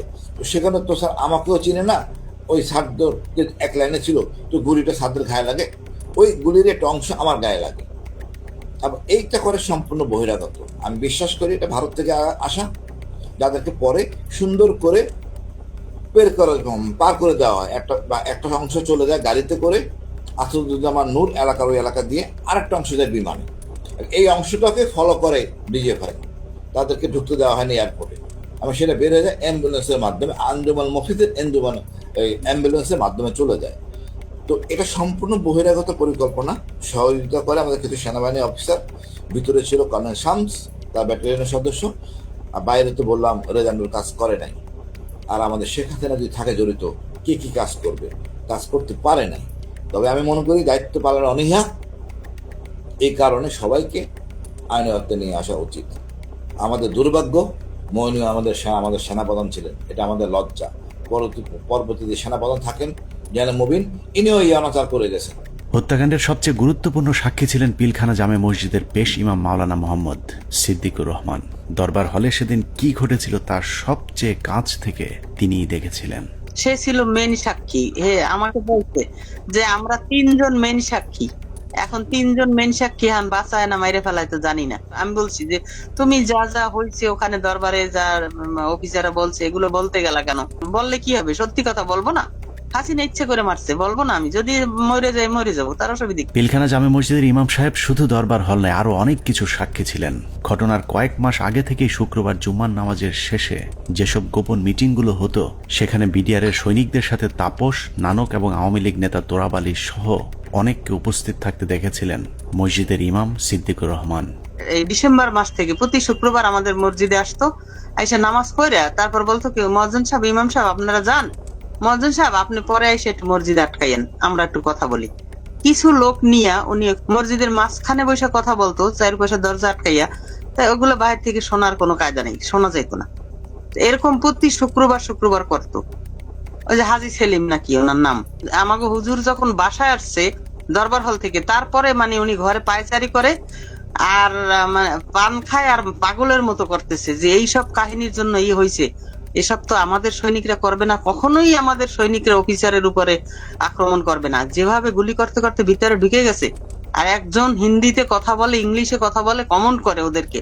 পিলখানা জামে মসজিদের পেশ ইমাম তার পরিবারকে জানিয়েছিলেন, দরবার হলে বিডিআরের একজন সৈনিক প্রথমে অস্ত্র ধরলেও প্রথম হত্যা করা হয় বিডিআরের একজন সৈনিককে, যে কারণেই সৈনিকেরা উত্তেজিত হয়ে উঠেছিলেন। তারপরেও বিডিআরের সৈনিকেরা কোনো অফিসারকে গুলি করেননি, বরং একটি আতঙ্কের পরিবেশ তৈরি করতে চেয়েছিলেন। কিন্তু হঠাৎ করেই কয়েকজন অজ্ঞাত মুখোশধারী দরবার হলে ঢুকে অফিসারদেরকে এলো পাতাড়ি গুলি করতে থাকেন।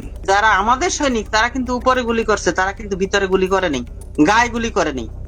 তাদেরকে গুলি করার অর্ডার দিয়েছে একজন, মানে বলতেছে আমাদের বাসার সামনে থেকে যায় এক বাবুর্চি, হাতে একটা লাঠি। তখন আমার ছেলে আবার ওয়ালের উপর থেকে বলতেছে, আঙ্কেল আপনি লাঠি নিয়ে যান কেন?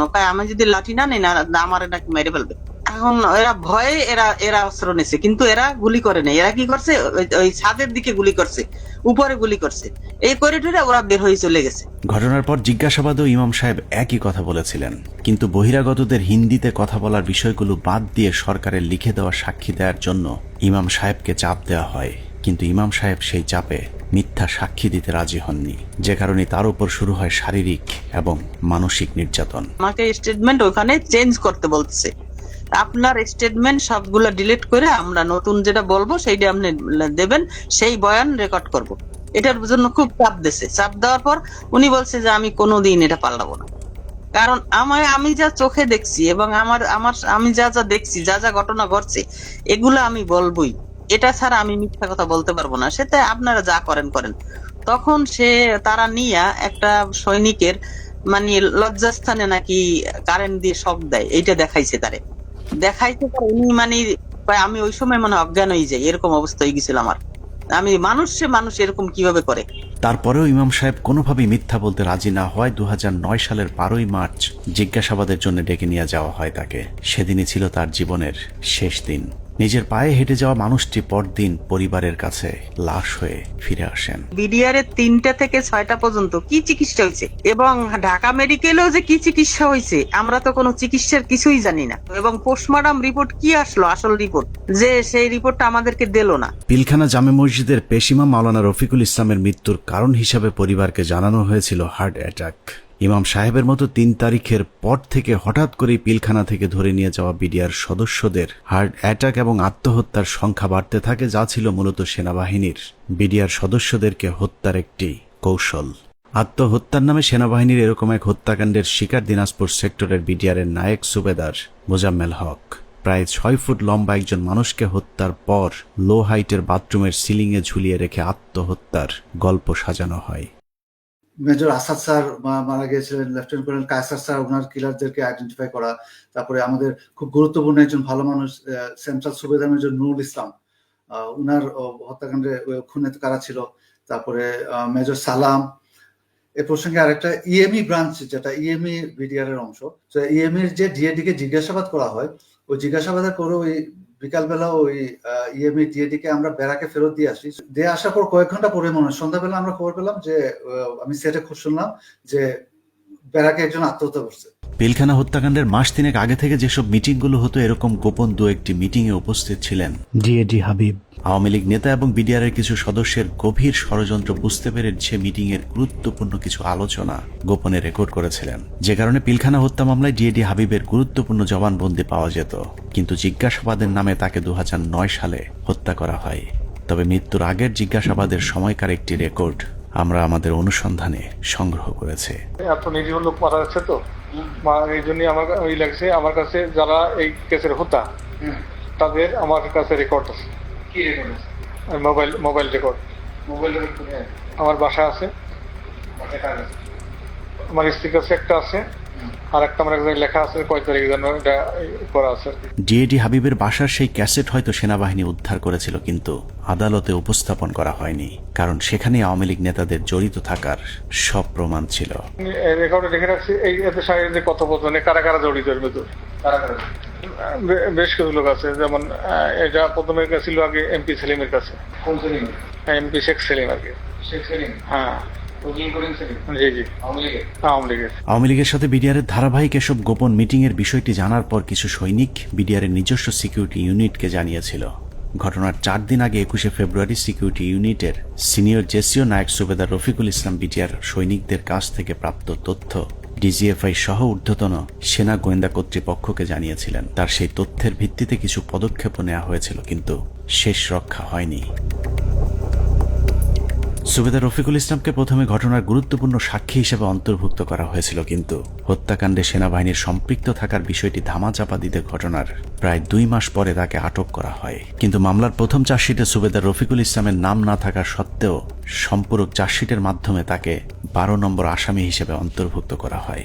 নির্বাচনের উপলক্ষে তোরাবালি, যেটা হাজারীবাগের আওয়ামী লীগের নেতা যে লিটনের বাবা, তার সঙ্গে আমাদের বিডিআর সদস্যরা মিটিং এ করে কিভাবে তাপস সাহেবকে নির্বাচনে জয়ী করা যায়। যদি নির্বাচনে জয়ী করে দিতে পারো তোমাদেরকে অনেক সুযোগ সুবিধা দেওয়া হবে।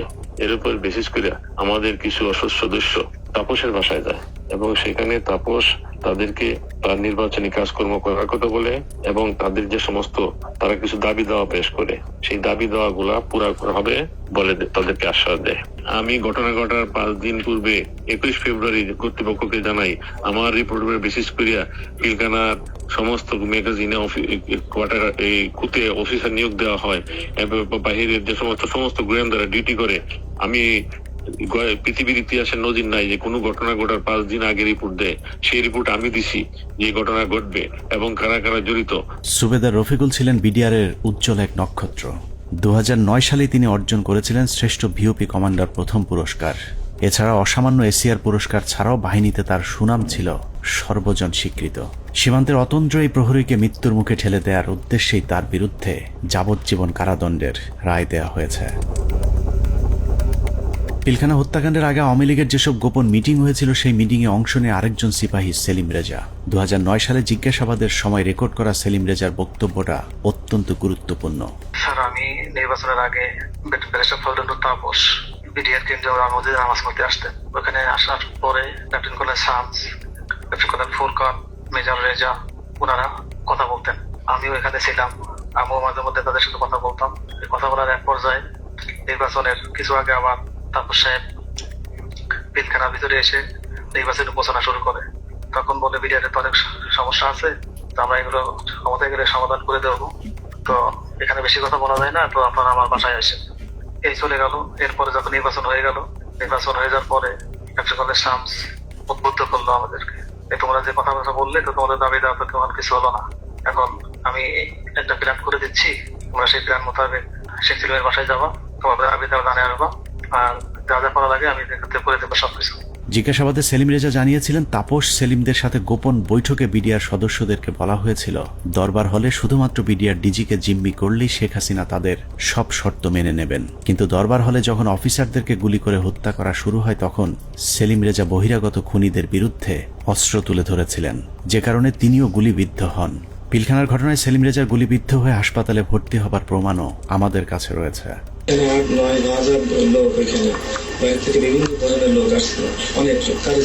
সেলিম রেজা তারপরেও অপরাধী, কারণ তিনি বিডিআরের ডিজিকে জিম্মি করতে চেয়েছিলেন, কিন্তু ফাঁসি হবার মতো অপরাধ সেলিম রেজা করেননি। আওয়ামী লীগ নেতাদেরকে বাঁচাতেই সেলিম রেজার বিরুদ্ধে ফাঁসির রায় দিয়ে তাকে হত্যার পরিকল্পনা করা হয়েছিল। আমি এটা সমতুল্য অফিসারদের জিম্মি করার উদ্দেশ্য নিচ্ছে, কিন্তু হত্যা করার উদ্দেশ্য ছিল না, কাউকে মারার উদ্দেশ্য ছিল না। তো সেই তখন ওই মুহূর্তে আমি তাদেরকে সেভ করতে পারি, বাঁচাতে পারি। এরপরে এসকালের গাড়ি থেকে যারা ছিল তাদের চুল লম্বা লম্বা ছিল, পরশুরাম দেওয়া না, আমাকে দেশের কোনো সহিত বলে আমার মনে হচ্ছিল না। দেখে ডিজি শেখ সহ আমাকে গুলি করে। ডিজি শেখ জায়গায় দরবারের সামনে পড়ে যায়, আর আমার হাতে প্রথমে বুকে লাগে আমার গুলিটা বুলেট প্রুফ থাকায় গুলিটা রিকোসে হয়ে মুখের সম্মুখ উপরে চলে যায়। আর একটু হলে আমার হয়তো গলায় লাগতো। 3টা গুলি আঘাত আমার গায়ে। পিলখানা হত্যাকাণ্ডের মূল পরিকল্পনাকারীদের আড়াল করতেই বাংলাদেশ সেনাবাহিনী যা করেছে তা হিটলারের বর্বরতাকেও ছাড়িয়ে যায়। হিটলার যদিও অন্য দেশের অন্য ধর্মের মানুষকে হত্যা করতে চেয়েছিল, কিন্তু সেনাবাহিনী নিজেদের সহকর্মীদের উপরেও চালিয়েছে মধ্যযুগীয় বর্বরতা। পিলখানা হত্যাকাণ্ডের মূল পরিকল্পনাকারীদের পরিচয় যেই প্রকাশ করতে চেয়েছে তাকেই দুনিয়া থেকে সরিয়ে দেওয়া হয়েছে। এই ক্ষেত্রে বিডিআরের পাশাপাশি সেনাবাহিনীর কর্মকর্তাদেরকেও ন্যূনতম করুণা দেখায়নি সেনাবাহিনী। পিলখানা হত্যাকাণ্ডের অনেক গুরুত্বপূর্ণ ঘটনার সাক্ষী ছিলেন ক্যাপ্টেন শাহনাজ। তিনি প্রথম হত্যাকাণ্ডে ভারতীয় বাহিনীর উপস্থিতি আবিষ্কার করে গণমাধ্যমকে বক্তব্য দিয়েছিলেন। যে এসএমজিটি দেখা যাচ্ছে সেই এসএমজিটি সিলিংটা নরমাল সিলিং এর মতো না, একটু টেল ইউ দ্যাট এই সিলিং বাইনোকুলারটা আমরা আরবিতে ব্যবহার করি না, আমার জানা মতে বিডিআর ব্যবহার করে না। তার এই বক্তব্যের চড়া মূল্য দিতে হয়েছিল দেশপ্রেমিক সেনা কর্মকর্তা ক্যাপ্টেন শাহনাজ জাহানকে। প্রচন্ড পরিকল্পিত, অনেক আগে থেকে পরিকল্পনা করার বিষয়টা, ওই কথাগুলো তো আমি ওই দিনই বলেছি। তারপরে যেটা হলো যে আমি এরপরে চাকরি ছেড়ে দিই একদিন পরেই, আর 27 তারিখে, তো আমি 28 তারিখে আমি প্রথমে করি অ্যাপেন্ডিক্স যে সাবমিট করি যে আমি এখানে আর চাকরি করব না, কারণ হচ্ছে আমার মোরাল ডাউন হয়ে গেছে। এখানে বাংলাদেশের মতো একটা আর্মির ভেতর, ঢাকার ভেতরে কিভাবে এই ঘটনা ঘটলো, কেউ কোনো প্রশ্নের উত্তর দিচ্ছে না আমি যেখানে, এবং আমাকে যখন থ্রেড দেওয়া হলো আমাদেরই প্রতিষ্ঠান থেকে, তখন আমি বুঝে গেলাম যে আসলে এখানে কি হয়েছে। উপরে যে আমি জিজ্ঞেস করছি, তারপরে আমাকে যখন পরবর্তীতে এমএস করলেন, নিজে কল করলেন, তখন আমি স্যারকে বললাম যে স্যার আমাকে স্যারকে বললাম না, তার আগে যে আমি বলেছিলাম যে জামিউল স্যার ছিলেন আমাদের ইঞ্জিনিয়ার স্যার, তখন এমএস ব্রাঞ্চে, তখন আমি স্যারকে প্রশ্ন করেছিলাম যে স্যার এই যে পোস্টিং গুলো হলো, আপনি তো নিজেই পোস্টিং গুলোর সাথে যুক্ত ছিলেন, আপনি কি আমাকে বলতে পারেন যে 57 জন অফিসারকে কেন আপনারা গত 3 মাসে একসাথে পোস্টেড করলেন? আপনারা কি জানতেন স্যার এখানে ওনাদেরকে মেরে ফেলা হবে? উনি আমার ফোন, মানে ওনার যে রিয়াকশনটা ছিল, ধরেন আমার কি হবে যে না তো এরকম কিছু না, আমরা হঠাৎ করে শুনলে কি হয়, হি ওয়াজ লাইক তুমি ফোনে এসব কি আলোচনা করতেছো, it's so secret thing, I have asked him. So উনি আমার ফোনের লাইনটা কেটে দিয়ে আবার অন্য লাইন থেকে কল করেছেন, টিএনডিতে কল করেছেন, যেটা আর্মি লাইন আর কি। সেটাতে উনি বললেন যেটা অনেক সিনিয়র হাই লেভেলের বিষয়, যেটা আমরা জানি হাই লেভেলের বিষয়টা, প্রাইম মিনিস্টার নিজে যুক্ত ছিলেন, ইন্ডিয়া প্রেজেন্ট ছিল। এগুলোতে আমি কর্নেল মোস্তাফিজ স্যারের প্রোগ্রামে দেখলাম ইন্ডিয়া তার ফোর্স নিয়ে বিভিন্ন পয়েন্টে পয়েন্টে কিন্তু উপস্থিত ছিল, এবং ইন্ডিয়ান ফোর্স নিজেই সেটা তার ওয়েবসাইটে প্রকাশ করেছে, যেটা মোস্তাফিজ ভাই স্যার একটা বলেছেন। সো ওইটা হচ্ছে হাই লেভেলের বিষয়, যেটা আমরা কেউ জানতাম না। নিজের চোখের সামনে সহকর্মীদের পরিকল্পিত হত্যাকাণ্ড কোনোভাবেই মেনে নিতে পারেননি শাহনাজ, যে কারণে বিডিআর হত্যাকাণ্ডের বিচার নিয়ে সবচেয়ে সোচ্চার ছিলেন ক্যাপ্টেন শাহনাজ। কিন্তু ক্যান্টনমেন্টের নিয়ন্ত্রণে থাকা সেনাবাহিনীর ওই পক্ষটি ক্যাপ্টেন শাহনাজকে থামাতে পরিকল্পিতভাবে তার স্বামীকে হত্যা করেন। হাজবেন্ড যিনি পরবর্তীতে মারা যান, তিনি ছিলেন 44 আপনার মানে বিএমএ লং কোর্সের কন্টেম্পোরারি। উনি ছিলেন ফাইটার পাইলট, কোঅর্ডিনেটর আশরাফ ইবনে আহমেদ। তো তার কাছে আমি একটা ইনফরমেশন পাই, যেমন সে তখন ঢাকায় ছিল, তার ইউনিটে ছিল, সে MiG-29 এর পাইলট ছিল। সে আমাকে ওই 7টা বা 7:30টার দিকে জানায় যে তার একজন আত্মীয় সিভিল, সে নাকি তাকে ফোন করেছিল এবং তারা বলেছিল যে তারা খুব ভয় পাচ্ছে, মানে এই জিনিসটার সাথে অনেকগুলো প্রোগ্রামার যুক্ত ছিল, প্রোগ্রামার। পিলখানা হত্যাকাণ্ডকে কেন্দ্র করে 4 দফায় মোট 96 জন মেধাবী সেনা কর্মকর্তাকে বহিষ্কার, আটক, জেল, গুম কিংবা হত্যা করা হয়েছে। এর মধ্যে হত্যাকাণ্ডের পরপর সেনাকুঞ্জে প্রধানমন্ত্রী এবং সেনাপ্রধানের সামনে প্রতিবাদ করার অপরাধে প্রথমেই সেনাবাহিনীর 13 জন অফিসারকে বহিষ্কার করা হয়। পিলখানার মূল ঘটনা তৎকালীন সময়ে গঠিত তদন্ত কমিশনকে জানানোর অপরাধে 5 জন কমান্ডোকে তাপসের উপর মিথ্যা গ্রেনেড হামলা মামলায় ফাঁসানো হয়। এদের 5 জনকে 13 মাস অজ্ঞাত স্থানে গুম করে রাখার পর গ্রেফতার দেখানো হয়। তারপর সবাইকে মিথ্যা মামলায় ফাঁসিয়ে 5 বছর করে কারাদণ্ড দেয়া হয়। তাপস হত্যা মামলা চেষ্টা, এটা একটা ভুয়া মামলা যেটা মতিঝিল থানায় দায়ের করা হয় এবং এইটাতে যে সমস্ত সিভিলিয়ান যারা অপরাধী আছে তাদেরকে বিচারের আওতায় আনার আগেই একই অপরাধে আর্মির 5 জনকে, ভেরি ইয়াং ট্যালেন্টেড অফিসার যারা খুবই অ্যাক্টিভ ছিল, যারা তারা হয় এই তদন্তের সাথে সম্পৃক্ত অথবা এই বিডিআর হত্যাকাণ্ডের বিরুদ্ধে সোচ্চার ছিল, তাদেরকে প্রথম গুম করা হয়, ব্যাপকভাবে শারীরিক নির্যাতন করা হয় এবং পেপার ওয়ার্ক, সব থেকে দুঃখজনক হচ্ছে কাগজে কোর্ট মার্শাল, মানে তাদেরকে গুম অবস্থায় পেপার সই করে দেখানো হয়। যখন জেলে হস্তান্তর করা হয় তখন তারা জানতে পারে যে তাদেরকে 5 বছর জেলে দেওয়া হয়েছে। এর মধ্যে একটা দীর্ঘ সময় তাদের পরিবার জানতোই না তারা কোথায় এবং তারা কিভাবে তাদের কি অবস্থায় আছে। আমি একটু 5 জন অফিসারের নাম বলি। এরা হচ্ছে captain Fuad, captain Rajib, captain Helal, captain Reza এবং ক্যাপ্টেন সুবায়ন। এরা কিন্তু হয় তদন্তের মধ্যে জেনে গেছিল যে আসলে কি জিনিসটা হচ্ছে, কারণ আমরা যেই জবানবন্দি ইনিশিয়াল ইন্টারোগেশনের পরে সেটা পাইতাম, তারা কিন্তু ওদের সাথে শেয়ার করতাম। এবং এই ক্যাপ্টেন রাজীব, ক্যাপ্টেন ফুয়াদ, তারা তো MI3 থেকে বের হয়ে আসছিল, অস্ত্র নিয়ে বের হয়ে আসছিল যে তারা ঢুকে অফিসারদের উদ্ধার করবে। এই সমস্ত অফিসারকে করলো কি, কয়েকদিন পরে, বিডিআর ঘটনার কয়েকদিন পরে তারা এখানে একটা ভয়ঙ্কর খেলা খেলে। তাদের ধারণা থেকে এই অফিসাররা যদি বাইরে থাকে বা জীবিত থাকে তাহলে কিন্তু সত্যটা প্রকাশ পেয়ে যাবে যে এর মধ্যে ভারত জড়িত, এর মধ্যে আওয়ামী লীগ জড়িত, আওয়ামী লীগের কোন কোন নেতা জড়িত।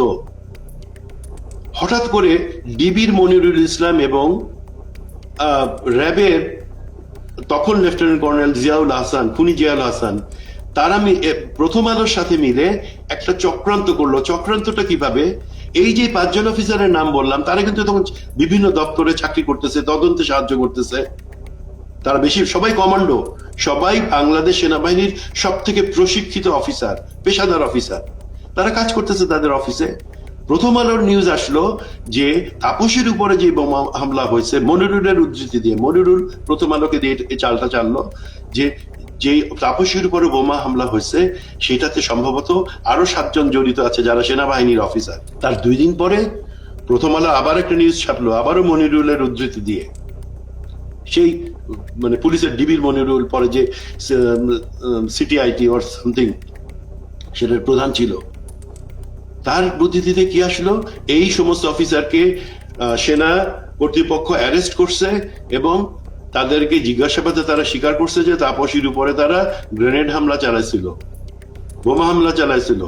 ওয়ারাজ তখনও কিন্তু সে অফিসাররা পেপার দেখে, তারা অফিসে বসে পেপার দেখে দেখতেছে, প্রথম আলো লিখছে যে তাদেরকে নাকি অ্যারেস্ট করা হয়েছে কয়েকদিন আগে, এবং তারা নাকি স্বীকারোক্তিমূলক জবানবন্দি দিছে যে তারা তাপসকে হত্যার চেষ্টা করছিল। তৃতীয় দফায় 2009 সালের সেপ্টেম্বর মাসে ব্রিগেডিয়ার জেনারেল আজমি সহ 7 জনকে বহিষ্কার করা হয়, যাদেরকে পরবর্তীতে লম্বা সময় গুম রেখে নির্যাতন করা হয়েছে। সবশেষ বিডিআর হত্যাকাণ্ড নিয়ে সরব ছিলেন এরকম অন্য কর্মকর্তাদেরকে চিহ্নিতকরণের কাজ চলতে থাকে। 2011 সালে MISTর মেজর জিয়া সহ মোট 68 জন সেনা কর্মকর্তাকে মিথ্যা অভ্যুত্থানের অভিযোগ তুলে একসাথে বহিষ্কার করা হয়। এর মধ্যে 4 জনকে ছেড়ে দেওয়া হলেও বাকি 64 জনকে বিভিন্ন মেয়াদে সাজা দেওয়া হয়েছে, যাদের অনেকেই দীর্ঘদিন গুমের শিকার হয়েছিলেন।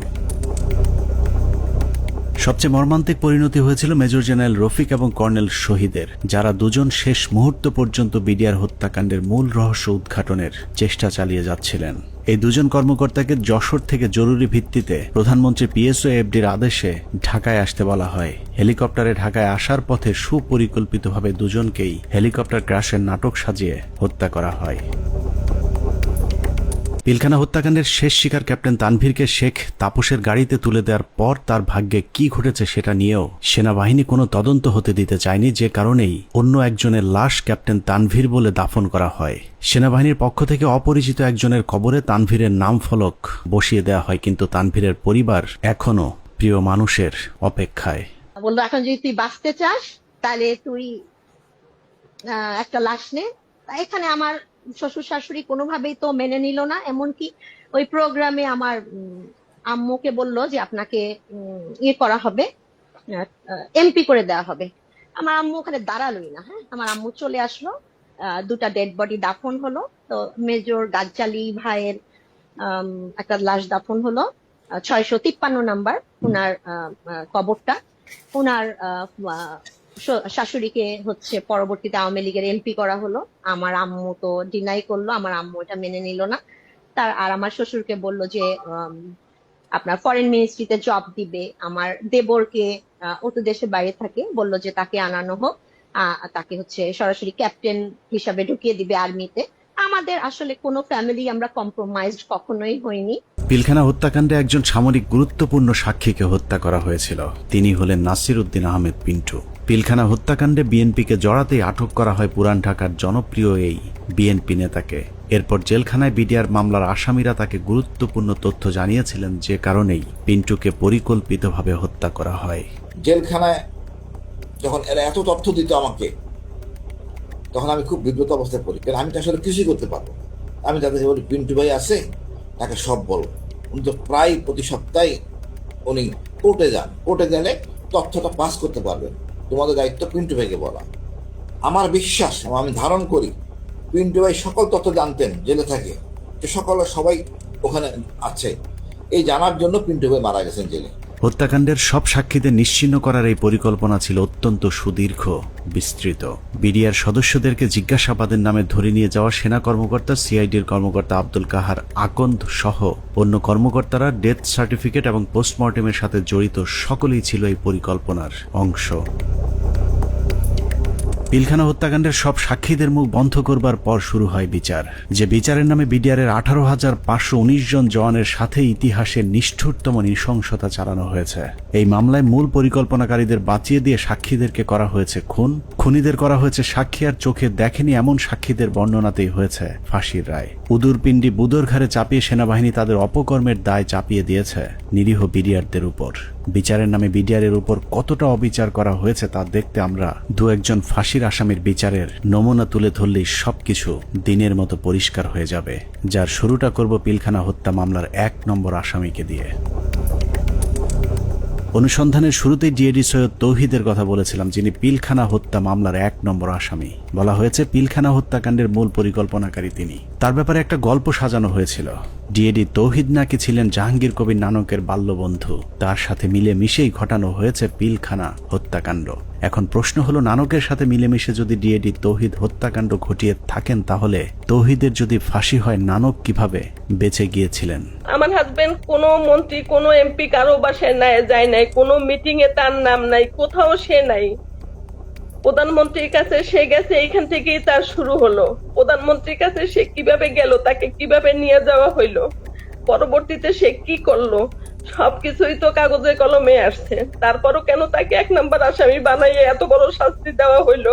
ভারতের পরিকল্পনার শেখ হাসিনার পরিচালনায় পিলখানায় যে নাটক মঞ্চস্থ করা হয়েছিল সেই নাটকে 25 তারিখ বিকেলের শুটিংটুকু বাদ দিলে পুরো নাটকে ডিএডি তৌহিদকে আর কোথাও দেখা যায়নি। তৌহিদ যখন প্রধানমন্ত্রীর আদেশে বিডিআরের ডিজি হয়েছিলেন সেই সময়টাতে তৌহিদের পরিবার জিম্মি হয়েছিল পিলখানায় আসা বহিরাগত সন্ত্রাসীদের হাতে। দরজা ভেঙে ফেলে আমার দিকে এবং আমার ছেলে মেয়ের দিকে অস্ত্র তাক করে আবার একইভাবে তারা বাসার ভিতরে আপনার খুঁজতে থাকে আমার হাজবেন্ডকে। পরবর্তীতে আমি আমার হাজবেন্ডকে আমি ফোন দিয়ে বলি যে এইভাবে বিদ্রোহীরা আমার বাসায় আসতেছে, বিডিআর এর পোশাক পরা, মুখোশ পরা, আমি তো চিনি না, এরা তোমার ঠিকানা জানতে চায়, না জানাই দিলে আমাদেরকে মেরে ফেলবে, হুমকি দিতেছে। তারপরেও ধরুন ডিএডি তৌহিদ মূল পরিকল্পনা করেছিল, কিন্তু তার বিরুদ্ধে যে অভিযোগ আনা হয়েছে সেখানেও নাটকের পর নাটক সাজানো হয়েছে। ডিএডি সৈয়দ তৌহিদের ফাঁসি হয়েছে মেজর আসাদ হত্যার হুকুমের আসামি হিসেবে, যার সাক্ষীর উপর ভিত্তি করে ডিএডি তৌহিদের ফাঁসির রায় হয়েছে সেই সিপাহীর নাম আনোয়ার হোসেন। সিপাহী আনোয়ার তার দণ্ডবিধির 164 ধারার জবানবন্দিতে বলেছেন ডিএডি তৌহিদের নির্দেশে মেজর আসাদকে হত্যা করা হয়েছে। সিপাহী আনোয়ার তার জবানবন্দিতে বলেছেন 25 ফেব্রুয়ারি আনুমানিক 9:50 সময় ডিএডি তৌহিদ স্যার এসে উত্তেজিত হয়ে নির্দেশ দেন যে তোমরা সকলে অস্ত্রাগারে গিয়ে অস্ত্র নিয়ে আর্মি অফিসারদের খতম করো। ওই সময় আমাদের অফিসের সামনে মার খেতে থাকা মেজর আসাদ স্যার বলেন আমাকে বাঁচাও, ওরা আমাকে মারছে বলে দৌড়ে দোতলার সিঁড়ির কাছে পড়ে যান। আমি এই দৃশ্য দেখে খুব দ্রুত তার কাছে যাই, তখন তিনি বলেন আমি মেজর আসাদ, ওরা আমাকে মেরে ফেলবে, আমাকে একটু বাঁচাও ভাই, আমাকে উপরে নিয়ে চলো। আমি তখন মেজর আসাদ স্যারকে ধরে উপরে দোতলায় সিও সাহেবের অফিসে নিয়ে যাই। এর কিছুক্ষণ পরে ডিএডি তৌহিদ ওখানে আসেন এবং আসাদ স্যারকে দেখে তাহাদের ফিনিশ বলে রুম থেকে বের হয়ে যায়। সঙ্গে সঙ্গে হাবিলদার বেলায়েত, নায়েক আসাদ, সিপাহী আমিনার মেজর আসাদ স্যারকে গুলি করে হত্যা করে চলে যায়। আমি টেবিলের নিচে লুকিয়ে থাকা অবস্থায় অস্ত্রধারীদের গুলিতে আহত হই। সিপাহী আনোয়ারের সাজানো গোছানো এই স্ক্রিপ্টটি শুনে অবিশ্বাস করার কোনো উপায় নেই, কিন্তু সমস্যা হলো হাসিনার পরিচালিত নাটকে যেই ডিএডি তৌহিদকে দিয়ে মেজর আসাদকে হত্যা করানো হয়েছে সেই ডিএডি তৌহিদকে আমরা নাটকের অন্য আরেক জায়গায় আবিষ্কার করেছি। 4 তলায় নিয়ে গেল, টয়লেটের মধ্যে ডিএডি তৌহিদ লুকায় আছে। তাই তুমি কি দরবার হলে ছিল না? ও বলে না স্যার আমি দরবার হলে ছিলাম না। লেফটেন্যান্ট কর্নেল কামরুজ্জামান বিডিআর হত্যাকাণ্ডে বেঁচে ফেরা আর্মি অফিসারদের মধ্যে একজন, যার চোখের সামনে বিডিআর এর ডিজি সহ বেশ কয়েকজন কর্মকর্তাকে গুলি করে হত্যা করা হয়, যেই গুলিতে তিনি নিজেও আহত হয়েছিলেন। ডিজি মহোদয় জাস্ট ফার্স্ট স্টেপটা দিলেন, এসে ডিজিকে প্রথমে গুলি করলেন। আমারও একটা গুলি লাগলো এখানে এসে।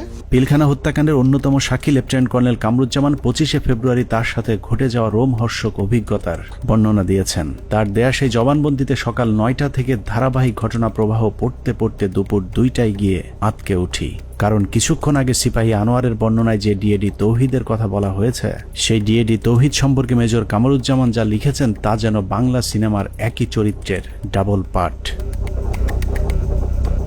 লেফটেন্যান্ট কর্নেল কামরুজ্জামান তার 161-এর জবানবন্দিতে বলেছেন সকাল থেকে তাকে নানাভাবে অপমান, অপদস্থ, ভয়, ভীতি আর মারধরের পর কয়েকজন সিপাহীর সহায়তায় তিনি জীবন বাঁচান। তিনি বলেছেন কয়েকজন সিপাহীর হাত ঘুরে সবশেষ বিডিআর সদস্যরা তাকে সদর ব্যাটালিয়নের 4র্থ তলায় নিয়ে যায়। সেখানে গিয়েই তিনি বাথরুমের ভেতরে লুকানো অবস্থায় ডিএডি তৌহিদকে দেখতে পান। লেফটেন্যান্ট কর্নেল কামরুজ্জামানের তথ্য অনুযায়ী ডিএডি তৌহিদ কামরুজ্জামানকে বাথরুমের ভেতরে লুকানোর সুযোগ করে দিয়ে নিজে জীবনের ঝুঁকি নিয়ে বাইরে বসেছিলেন, আর সেটাই কাল হয়ে দাঁড়িয়েছিল ডিএডি সৈয়দ তৌহিদের। ডিএডি তৌহিদ বাথরুমের ভেতরে লুকিয়ে থাকলে বিদ্রোহীদের নেতা সেজে প্রধানমন্ত্রীর কাছে দেখা করতে যেতে হতো না। কামরুজ্জামানের বক্তব্য যদি সত্যি হয় তাহলে ডিএডি তৌহিদ নির্দোষ, আর যদি মিথ্যে হয় তাহলে লেফটেন্যান্ট কর্নেল কামরুজ্জামানকেও গ্রেফতার করে জিজ্ঞাসাবাদ করতে হবে, কারণ দুজনের বক্তব্যই একই সাথে সত্য হওয়া সম্ভব নয়। ডিএডি তৌহিদ কিভাবে বিদ্রোহীদের নেতা হয়ে প্রধানমন্ত্রীর সাথে দেখা করতে গিয়েছিলেন সেই বর্ণনা খুঁজে পেয়েছে আরেকজন ডিএডির 164 ধারার জবানবন্দিতে। ডিএডি আব্দুর রহিম তার জবানবন্দিতে বলেছেন পিকআপ হতে একজন সৈনিক আমাকে মন্ত্রী আসলে কথা বলার জন্য বললে আমি বলি ভেতরে আরো ডিএডি আছেন। এরপর আমি পিকআপ নিয়ে ডিএডি তৌহিদকে খুঁজতে যাই। সদর ব্যাটালিয়নের 4র্থ তলায় তৌহিদ সাহেবকে দেখতে পাই। তারপর তৌহিদ সাহেব বলেন বাথরুমে আমার প্রাক্তন sector commander lieutenant colonel Kamruzzaman sir লুকিয়ে আছেন। স্যারের সাথে দেখা করি, তারপর ডিএডি তৌহিদ সহ 4 নম্বর গেটে যাই। এভাবেই ডিএডি তৌহিদ পিলখানার কথিত বিদ্রোহের মূল পরিকল্পনাকারী হয়ে গেলেন। ডিএডি আব্দুর রহিম এবং লেফটেন্যান্ট কর্নেল কামরুজ্জামানের জবানবন্দিতে এটা পরিষ্কার যে ডিএডি তৌহিদ 25 তারিখ বিদ্রোহের নেতৃত্ব দেননি, বরং বাথরুমে লুকিয়েছিলেন। যে কারণে পিলখানার ঘটনায় কারো 164 কিংবা 161 ধারার জবানবন্দিতে দরবার হলের কোথাও ডিএডি তৌহিদকে দেখা গেছে এরকম দাবি করেননি। ডিএডি তৌহিদের বিরুদ্ধে যে মেজর আসাদ হত্যার অভিযোগ আনা হয়েছে, আমাদের অনুসন্ধানে সেই মেজর আসাদের পোস্টমর্টেম রিপোর্ট সংগ্রহ করেছিলাম, যেখানে দেখা যায় তার শরীরে ধারালো অস্ত্রের আঘাত পাওয়া গিয়েছিল। কিন্তু সিপাহী আনোয়ার তার জবানবন্দিতে বলেছেন ডিএডি তৌহিদের নির্দেশে হাবিলদার বেলায়েত, নায়েক আসাদ এবং সিপাহী আমিনার 3 জন মিলে গুলি করে মেজর আসাদকে হত্যা করেন। মেজর আসাদের মৃত্যুর বিবরণের কোথাও ধারালো অস্ত্রের ব্যবহারের কথা বলা হয়নি। এখানে আমার হাজবেন্ডের কি অপরাধটা এখানে দেখেন, সে তো পালাইয়া যায় নাই, সে তো কাউকে খুন করে নাই, তার ফ্যামিলির ভিতরে ছিল, ওনাকে অমানবিক নির্যাতন করা হয়েছে। এমন কোন নির্যাতন নাই যে ওনাকে না করা হয়েছে। এখন শরীরের প্রতিটা অঙ্গ প্রত্যঙ্গ ড্যামেজ হয়ে যাইতেছে আস্তে আস্তে। শেখ হাসিনার কাছে নিয়ে যাওয়া প্রতিনিধি দলের আরেক সদস্য ডিএডি মোহাম্মদ আব্দুল জলিল শেখ। হসপিটাল ইউনিটের কোয়ার্টার মাস্টারে কর্মরত থাকা ডিএডি জলিল গোলাগুলির শব্দ শুনে হাসপাতালের অন্য সহকর্মীদের সাথে সিগন্যাল মেসের ভেতরে অবস্থান নিয়েছিলেন। সেখান থেকে বিকেলে প্রধানমন্ত্রীর সাথে সাক্ষাতের জন্য তাকে জোর করে নিয়ে যাওয়া হয়। মুখোশধারী সৈনিক আব্বুকে ধরে গাড়িতে তুলে 4 নম্বর গেটে নিয়ে আসে প্রধানমন্ত্রীর সাথে দাবি দেওয়া নিয়ে আলোচনা করার জন্য। আব্বু সেখানে যেতে না চাইলে আব্বুকে মারধর করা হয় এবং হুমকি দেওয়া হয় যে এখানে তাকে গুলি করে হত্যা করা হবে। 3:30টার দিকে আব্বু আম্মুর ফোনে কল দেন, কল দিয়ে বলেন আব্বুকে যমুনায় নিয়ে যাওয়া হচ্ছে। আমার ছেলে মেয়েগুলোর দায়িত্ব তোমার কাছে দিয়ে গেলাম, আমার ছেলে মেয়েগুলোকে দেখে রেখো। ঘটনার পর থেকে 2 মাস গুম করে রাখার পর ডিএডি জলিলকে গ্রেফতার দেখানো হয়েছিল। এই 2 মাসে জলিলের হাত পায়ের 10 আঙুলের সবগুলো নখ উপড়ে ফেলা অবস্থায় আদালতে তোলা হয়। সেই থেকে 2 পা সোজা করে আর হাঁটার সৌভাগ্য হয়নি ডিএডি আব্দুল জলিল শেখের। র্যাব 1-এ নিয়ে অমানসিক নির্যাতন করা হয়। আব্বুর হাত পায়ের নখ উঠে ফেলা হয়, থেতলে আঙুলগুলো থেতলে ফেলা হয়, পায়ের নখে সুচ ঢুকানো হয়, কারেন্টের শর্ট দেওয়া হয় পেনিসে। ডিএডি জলিলকে যাদের সাক্ষীর উপর ভিত্তি করে ফাঁসি দেওয়া হয়েছে সেখানে বেশিরভাগ সাক্ষী বলেছে টেলিভিশনে দেখেছি, পত্রিকায় পড়েছি বা অমকের কাছে শুনেছি, কিন্তু কেউ ডিএডি জলিলকে কোথাও কাউকে হত্যা, লুটপাট কিংবা ধর্ষণ করতে দেখেননি। এসব সাক্ষীদের একজন মেজর জায়েদি, তিনি জানিয়েছেন কিভাবে তাকে ডিএডি জলিলের বিরুদ্ধে সাক্ষ্য দেওয়ানো হয়েছে। তাকেও আমি উক্ত এলাকায় দেখেছিলাম এবং আমি শনাক্ত করতে পেরেছিলাম, বাট তার নাম জানতাম না। জেনারেল আজিজ, তদানীন্তন Dhaka sector commander colonel Aziz আমাকে জানিয়েছিলেন উক্ত অফিসারের নাম ডিএডি জলিল। তার মুখ ভর্তি দাড়ি ছিল, চাপা দাড়ি। দাড়িওয়ালা এক ব্যক্তিকে ডিএডি আব্দুল জলিল বানিয়ে ফাঁসি দিয়ে দেওয়া হয়েছে, অথচ আমাদের হাতে 2009 সালে পিলখানা হত্যাকাণ্ডের দিনের একটি ভিডিওতে দেখা যায় ডিএডি জলিলের মুখে কোনো দাড়ি নেই। এখন প্রশ্ন আসতে পারে, পিলখানা হত্যাকাণ্ডের সাথে কি তাহলে কোনো বিডিআর সদস্য জড়িত ছিল না? অবশ্যই ছিল, কিন্তু যারা জড়িত ছিল তাদেরকে এই মামলায় শাস্তি দেওয়া সম্ভব নয়, কারণ মামলার মূল উদ্দেশ্যই ছিল পিলখানা হত্যাকাণ্ডের বাকি কাজ সম্পন্ন করা।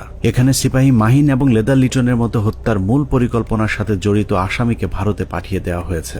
লেদার লিটনের বাবা সাবেক সুবেদার এবং আওয়ামী লীগ নেতা তোরাব আলীকে সুনির্দিষ্ট অভিযোগ থাকার পরেও ছেড়ে দেওয়া হয়েছিল। অন্যদিকে যারা শুধুমাত্র বিডিআর এর ডিজিকে জিম্মির পরিকল্পনার সাথে জড়িত কিন্তু হত্যাকাণ্ডের পরিকল্পনার কথা জানতেন না, তাদের বেশিরভাগকে জিজ্ঞাসাবাদের নামে হত্যা করা হয়েছে। বাদবাকি যারা আছেন তাদেরকেও ফাঁসির রায় দিয়ে হত্যার পরিকল্পনা ছিল, যেন আওয়ামী লীগের কোন কোন নেতা এই হত্যাকাণ্ডের পরিকল্পনার সাথে জড়িত তাদের নাম কেউ জানতে না পারে। পিলখানা হত্যাকাণ্ড যে বিডিআরকে ধ্বংস করে দেওয়ার জন্যই করা হয়েছিল তার প্রমাণ হাস্যকর এই মামলায় 18,519 জন বিডিআর জওয়ানকে আসামি করা। এদের মধ্যে বেশিরভাগ বিডিআর জওয়ান নির্দোষ প্রমাণিত হলেও কাউকেই চাকরি ফেরত দেওয়া হয়নি। উল্টো যাদেরকে ছেড়ে দেওয়া হয়েছে সবার কাছ থেকে বড় অঙ্কের টাকা নিয়ে তারপর তাদেরকে মুক্তি দেওয়া হয়। অনেক অপরাধীকে টাকার বিনিময়ে সাক্ষী বানানো হয়েছে, আবার অনেক নিরীহ বিডিআর সদস্যকে কোনো কারণ ছাড়াই শাস্তি দেওয়া হয়েছে। 2009 সালের 25 ও 26 তারিখে বিডিআর পিলখানায় ঘটে যায় বিডিআর বিদ্রোহের নারকীয় হত্যাকাণ্ড। এই হত্যাকাণ্ডের সময় সে 9 দিনের ছুটিতে বাড়িতে অবস্থান করে। সে ছুটিতে থাকার কারণে তাকে সেই অভিযুক্তের বাইরে রাখা হয়। পরবর্তীতে সিআইডি দীর্ঘ 7 মাস পর 2009 সালে সেপ্টেম্বর মাসের 10 তারিখে তাকে কর্মরত অবস্থায় গ্রেপ্তার করে জেল হাজতে প্রেরণ করে। এই মামলার বিচার কার্য শুরু হয় বকশীবাজার আলিয়া মাদ্রাসা মাঠে। রায়ে তাকে যাবজ্জীবন কারাদণ্ড দেওয়া হলো। দীর্ঘ শুনানি শেষে 2017 সালে এই মামলার রায় প্রদান করা হয়। রায়ে আমার ছোট ভাই আতিকুর রহমানকে খালাস প্রদান করা হয়। তখন এই জামিনের বিরোধিতা করে রাষ্ট্রপক্ষ সুপ্রিম কোর্টে আপিল করে। এমতো অবস্থায় এখনো পর্যন্ত আমরা কোনোভাবে আমার ছোট ভাইয়ের মুক্তির কোনো ব্যবস্থা করতে পারিনি। আমার ছোট ভাই যে ছুটিতে ছিল, যে সে নির্দোষ, এটি সবকিছুতে প্রমাণ হয়ে গেছে। তাকে মুক্তি দেওয়া আমি মনে করি যে এটা সরকারের দায়িত্ব। এভাবেই চলেছে পিলখানা হত্যাকাণ্ডের বিচারের নামে অবিচার। আতিক থেকে তৌহিদ পিলখানা হত্যাকাণ্ডের বিচারের নামে 18,000 পরিবারের সাথে গেল 16 বছর যা হয়েছে তাই পৃথিবীর ইতিহাসে আর কখনোই হয়েছে কিনা আমাদের জানা নেই। মামলা, তদন্ত, জিজ্ঞাসাবাদ থেকে শুরু করে জবানবন্দি, কোথাও ন্যায় বিচার পায়নি বিডিআরের পরিবারগুলো। একটা ফ্যামিলি ধ্বংস হওয়ার মতো যা যা দরকার সবকিছুই ঘটছে আপনার ফ্যামিলিতে। বাংলাদেশের ইতিহাসে যদি 5 আগস্ট না আসতো তাহলে বিডিআরের এই আর্তনাদ হয়তো উঁচু লাল দালানের বাইরের কেউ শুনতে পেত না। বিডিআরের পরিবার কারো করুণা চায় না, তারা চায় ন্যায় বিচার।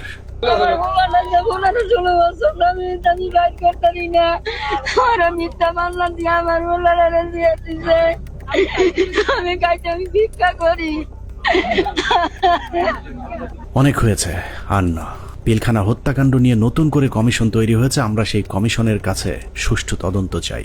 আমরা কমিশনের প্রতিদ্বন্দ্বী নই, বরং কমিশনের সুবিধার্থে আমরা পিলখানা হত্যাকাণ্ড নিয়ে গঠিত প্রথম তদন্তের সাথে জড়িত কয়েকজন কর্মকর্তার কিছু পর্যবেক্ষণ দিয়ে অনুসন্ধান শেষ করব।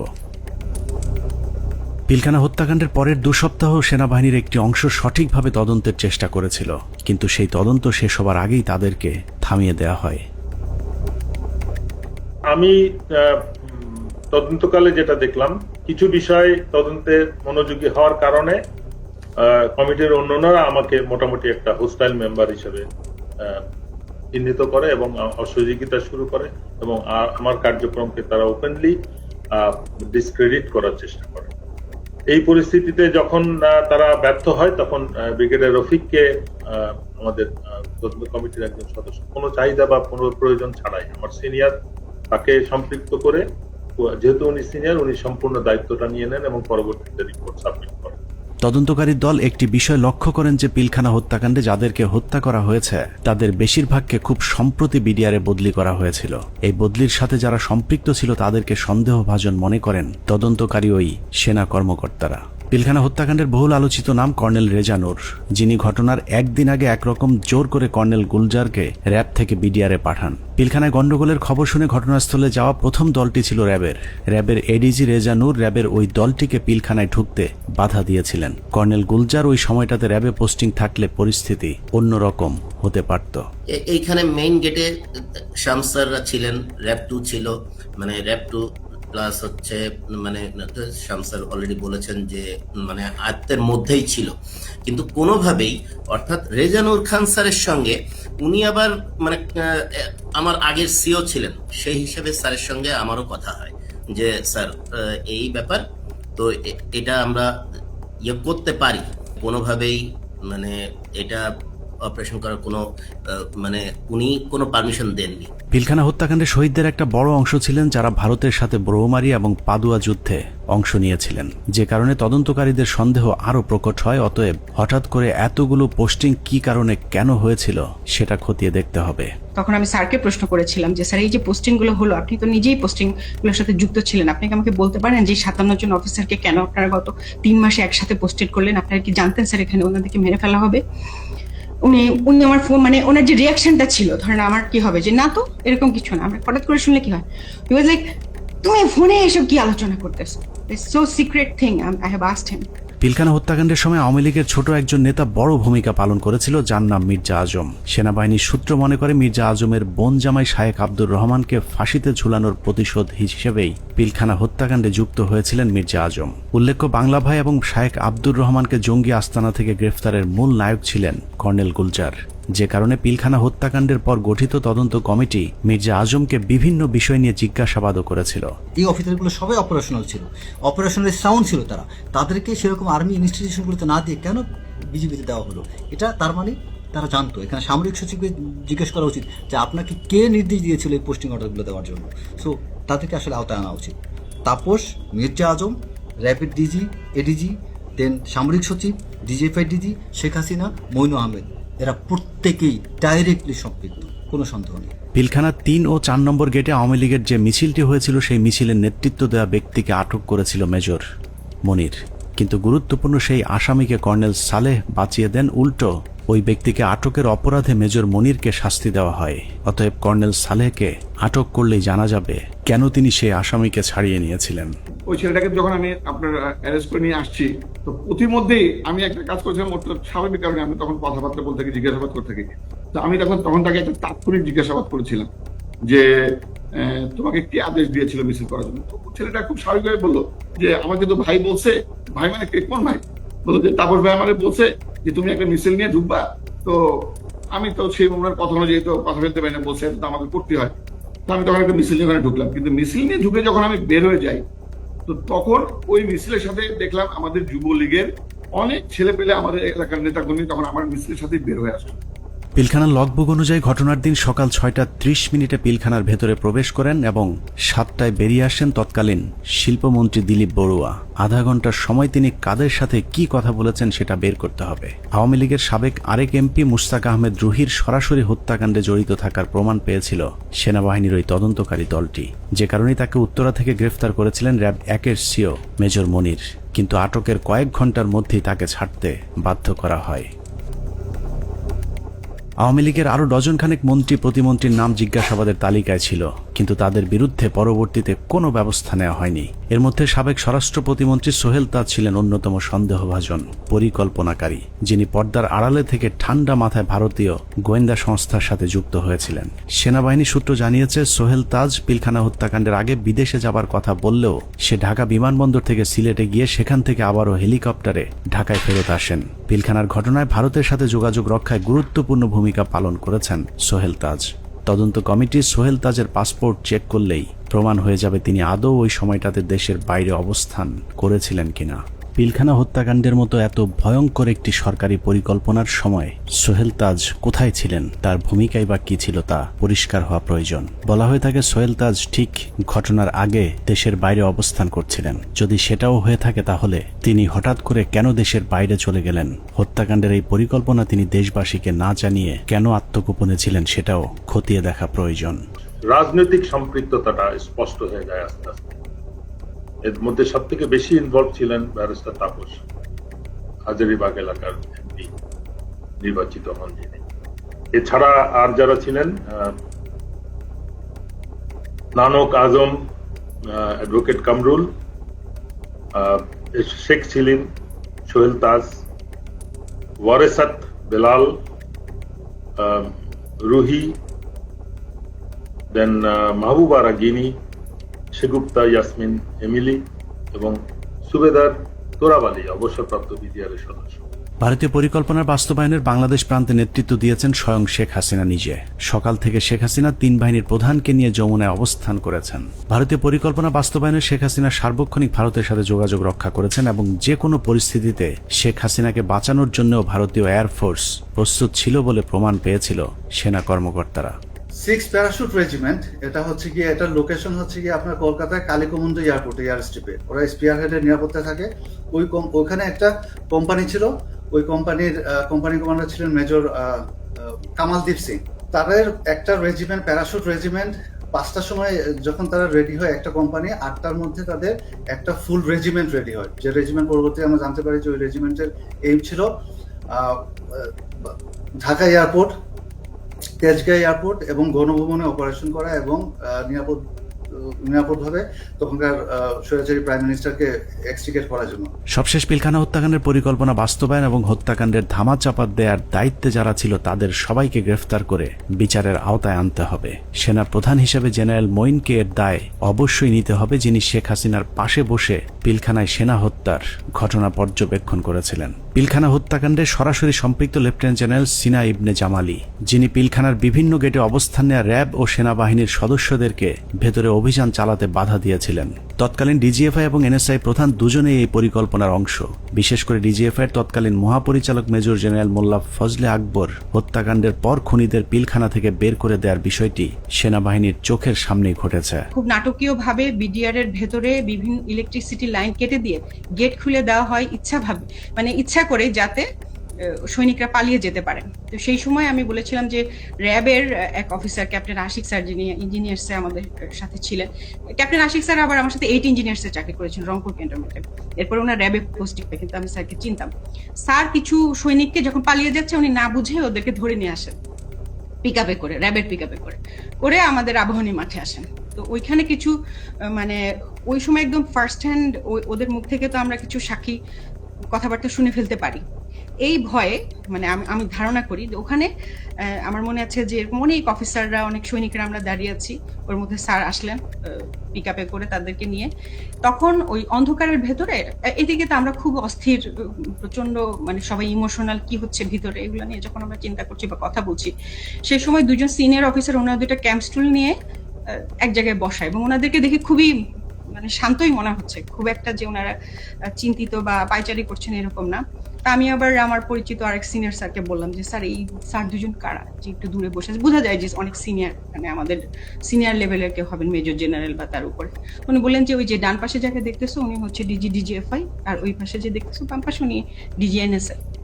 এবং ডিজিএফআই যাকে বলেন উনি তখন উঠে এসে বকাঝকা করেন ক্যাপ্টেন আশিক স্যারকে যে তুমি কার পারমিশনে এদেরকে ধরে নিয়ে আসছো। পিলখানার বাইরে থেকে নির্বিঘ্ন হত্যাকাণ্ড চালাতে সহায়তা করেছেন ডিজিএফআই এর মামুন খালেদ, ব্রিগেডিয়ার জেনারেল ইমরুল কায়েস এবং কর্নেল সালেহ, সকলেই মাঠে থেকে পিলখানা হত্যাকাণ্ডের পরিকল্পনা বাস্তবায়ন করেছেন। ভেতরে লুকিয়ে থাকা বিভিন্ন কর্মকর্তাদের ফোন লোকেশন খুনিদেরকে দেওয়ার দায়িত্ব তারাই পালন করেছিলেন। 25 তারিখ রাতে 12টার দিকে হবে, আমি তখন মাঠে বসা, আমি ব্রিগেডিয়ার জেনারেল হাকিম, ইমরুল কায়েস ডাইরেক্টর সিটিআইবি, উনি তখন ওই মাঠে আসছিলেন। তো উনি মাঠে এসে বলল যে তোমাদের জানার মতো যদি কেউ থাকে, যে ভিতরে থাকে, তোমাদের কাছে কোনো ফোন আসে, তাহলে সেটা আমাদেরকে জানাও, কারা কারা কিভাবে কি আসে, তো সেটা আমরা জানিয়ে দিব। 44 রাইফেলস ব্যাটালিয়নের অধিনায়ক লেফটেন্যান্ট কর্নেল শামস পিলখানার ভেতরে থেকে মূল নেতৃত্ব দিয়েছেন। মূলত 44 নম্বর ব্যাটালিয়ন পুরো বিদ্রোহের নেতৃত্ব দিয়েছিল, যে কারণে পিলখানা হত্যাকাণ্ডে 44 রাইফেলস ব্যাটালিয়নের কোনো সেনা কর্মকর্তা ওই দিন মারা যায়নি। নিরীহ সিপাহীদেরকে মিথ্যা স্বপ্ন দেখিয়ে বিদ্রোহে অংশ নিতে উদ্বুদ্ধ করা লেফটেন্যান্ট জেনারেল শামস পিলখানা থেকে বাইরে এসেই শেখ হাসিনাকে ধন্যবাদ জানিয়েছিলেন, অথচ ভেতরে তখন 57 সেনা কর্মকর্তার বিকৃত লাশ পড়েছিল।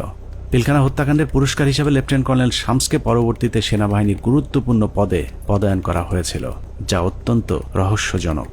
যে মাননীয় প্রধানমন্ত্রীর অ্যাড্রেসটা আসলে সেখানে এদের অস্ত্র জমা দেওয়ার ক্ষেত্রে একটা টনিক হিসাবে কাজ করেছে। আমি মাননীয় প্রধানমন্ত্রীকে আসলে ধন্যবাদ জানাবো। আমাদের হাতে আসা তথ্য বলছে 2009 সালের 25শে ফেব্রুয়ারি পিলখানার দরবার শুরুর ঘণ্টা তিনেক আগে সকাল 6টায় হঠাৎ করে বিডিআরের কেন্দ্রীয় কোতের দায়িত্ব পরিবর্তন করে মেজর রিয়াজকে দেওয়া হয়েছিল, যার বিরুদ্ধে পিলখানা হত্যাকাণ্ডে সম্পৃক্ত থাকার সুনির্দিষ্ট প্রমাণ পেয়েছিল তৎকালীন তদন্তকারী সেনা কর্মকর্তারা। তাকে দ্রুত গ্রেফতার করলে গুরুত্বপূর্ণ তথ্য পাওয়া যাবে। পিলখানা হত্যাকাণ্ডের 2 দিন পর ব্রিগেডিয়ার জেনারেল মইনুল ইসলামকে মেজর জেনারেল পদোন্নতি দিয়ে বিডিআরের ডিজি বানানো হয়েছিল। ডিজি হয়েই হত্যাকাণ্ডের সব আলামত নষ্টের পুরো দায়িত্ব পালন করেছিল মেজর জেনারেল মইনুল ইসলাম। পিলখানা হত্যাকাণ্ড বাস্তবায়ন, তদন্তে বাধা, জিজ্ঞাসাবাদের নামে সৈনিক এবং সেনাবাহিনীর কর্মকর্তাদের নির্যাতনের দায়িত্ব পালন করেছে এমন আরও কয়েকজনের তালিকা আমাদের হাতে এসেছে। এদের মধ্যে র্যাব 2 এর তৎকালীন CO lieutenant colonel Salauddin Bir Protik, brigadier general Moazzem, brigadier Saidur Rahman, brigadier Mukim, colonel Imran Ibne Rauf, lieutenant colonel Sharafat, যারা 57 সেনা কর্মকর্তা হত্যার আসল রহস্য ধামাচাপা দিতে সেনাবাহিনীর 96 জন এবং বিডিআরের অসংখ্য পরিবারের উপর চরম জুলুম নির্যাতন চালিয়েছেন। 16 বছরে বিডিআরের এরকম অনেক পরিবার আছে যারা পেট বাঁচাতে রাস্তায় ভিক্ষা করতে নেমেছে। আমাদের অনুসন্ধানে কোনো অপরাধীকে বাঁচাতে চাইনি কিংবা নির্দোষীকে ফাঁসাতেও চাইনি। আমরা আসলেই একটা সুষ্ঠু তদন্ত সাপেক্ষে বিচার চাই, যেই বিচারে শুধুই বিডিআর নয়, সব খুনিদের বিচার হবে। নিরীহ বিডিআরদেরকে দ্রুত মুক্তি দেওয়া হবে এবং যারা নিরপরাধ ছিল তাদেরকে আবারও চাকরি সহ সকল সুযোগ সুবিধা ফেরত দিতে হবে। আল্লাহ হাফেজ।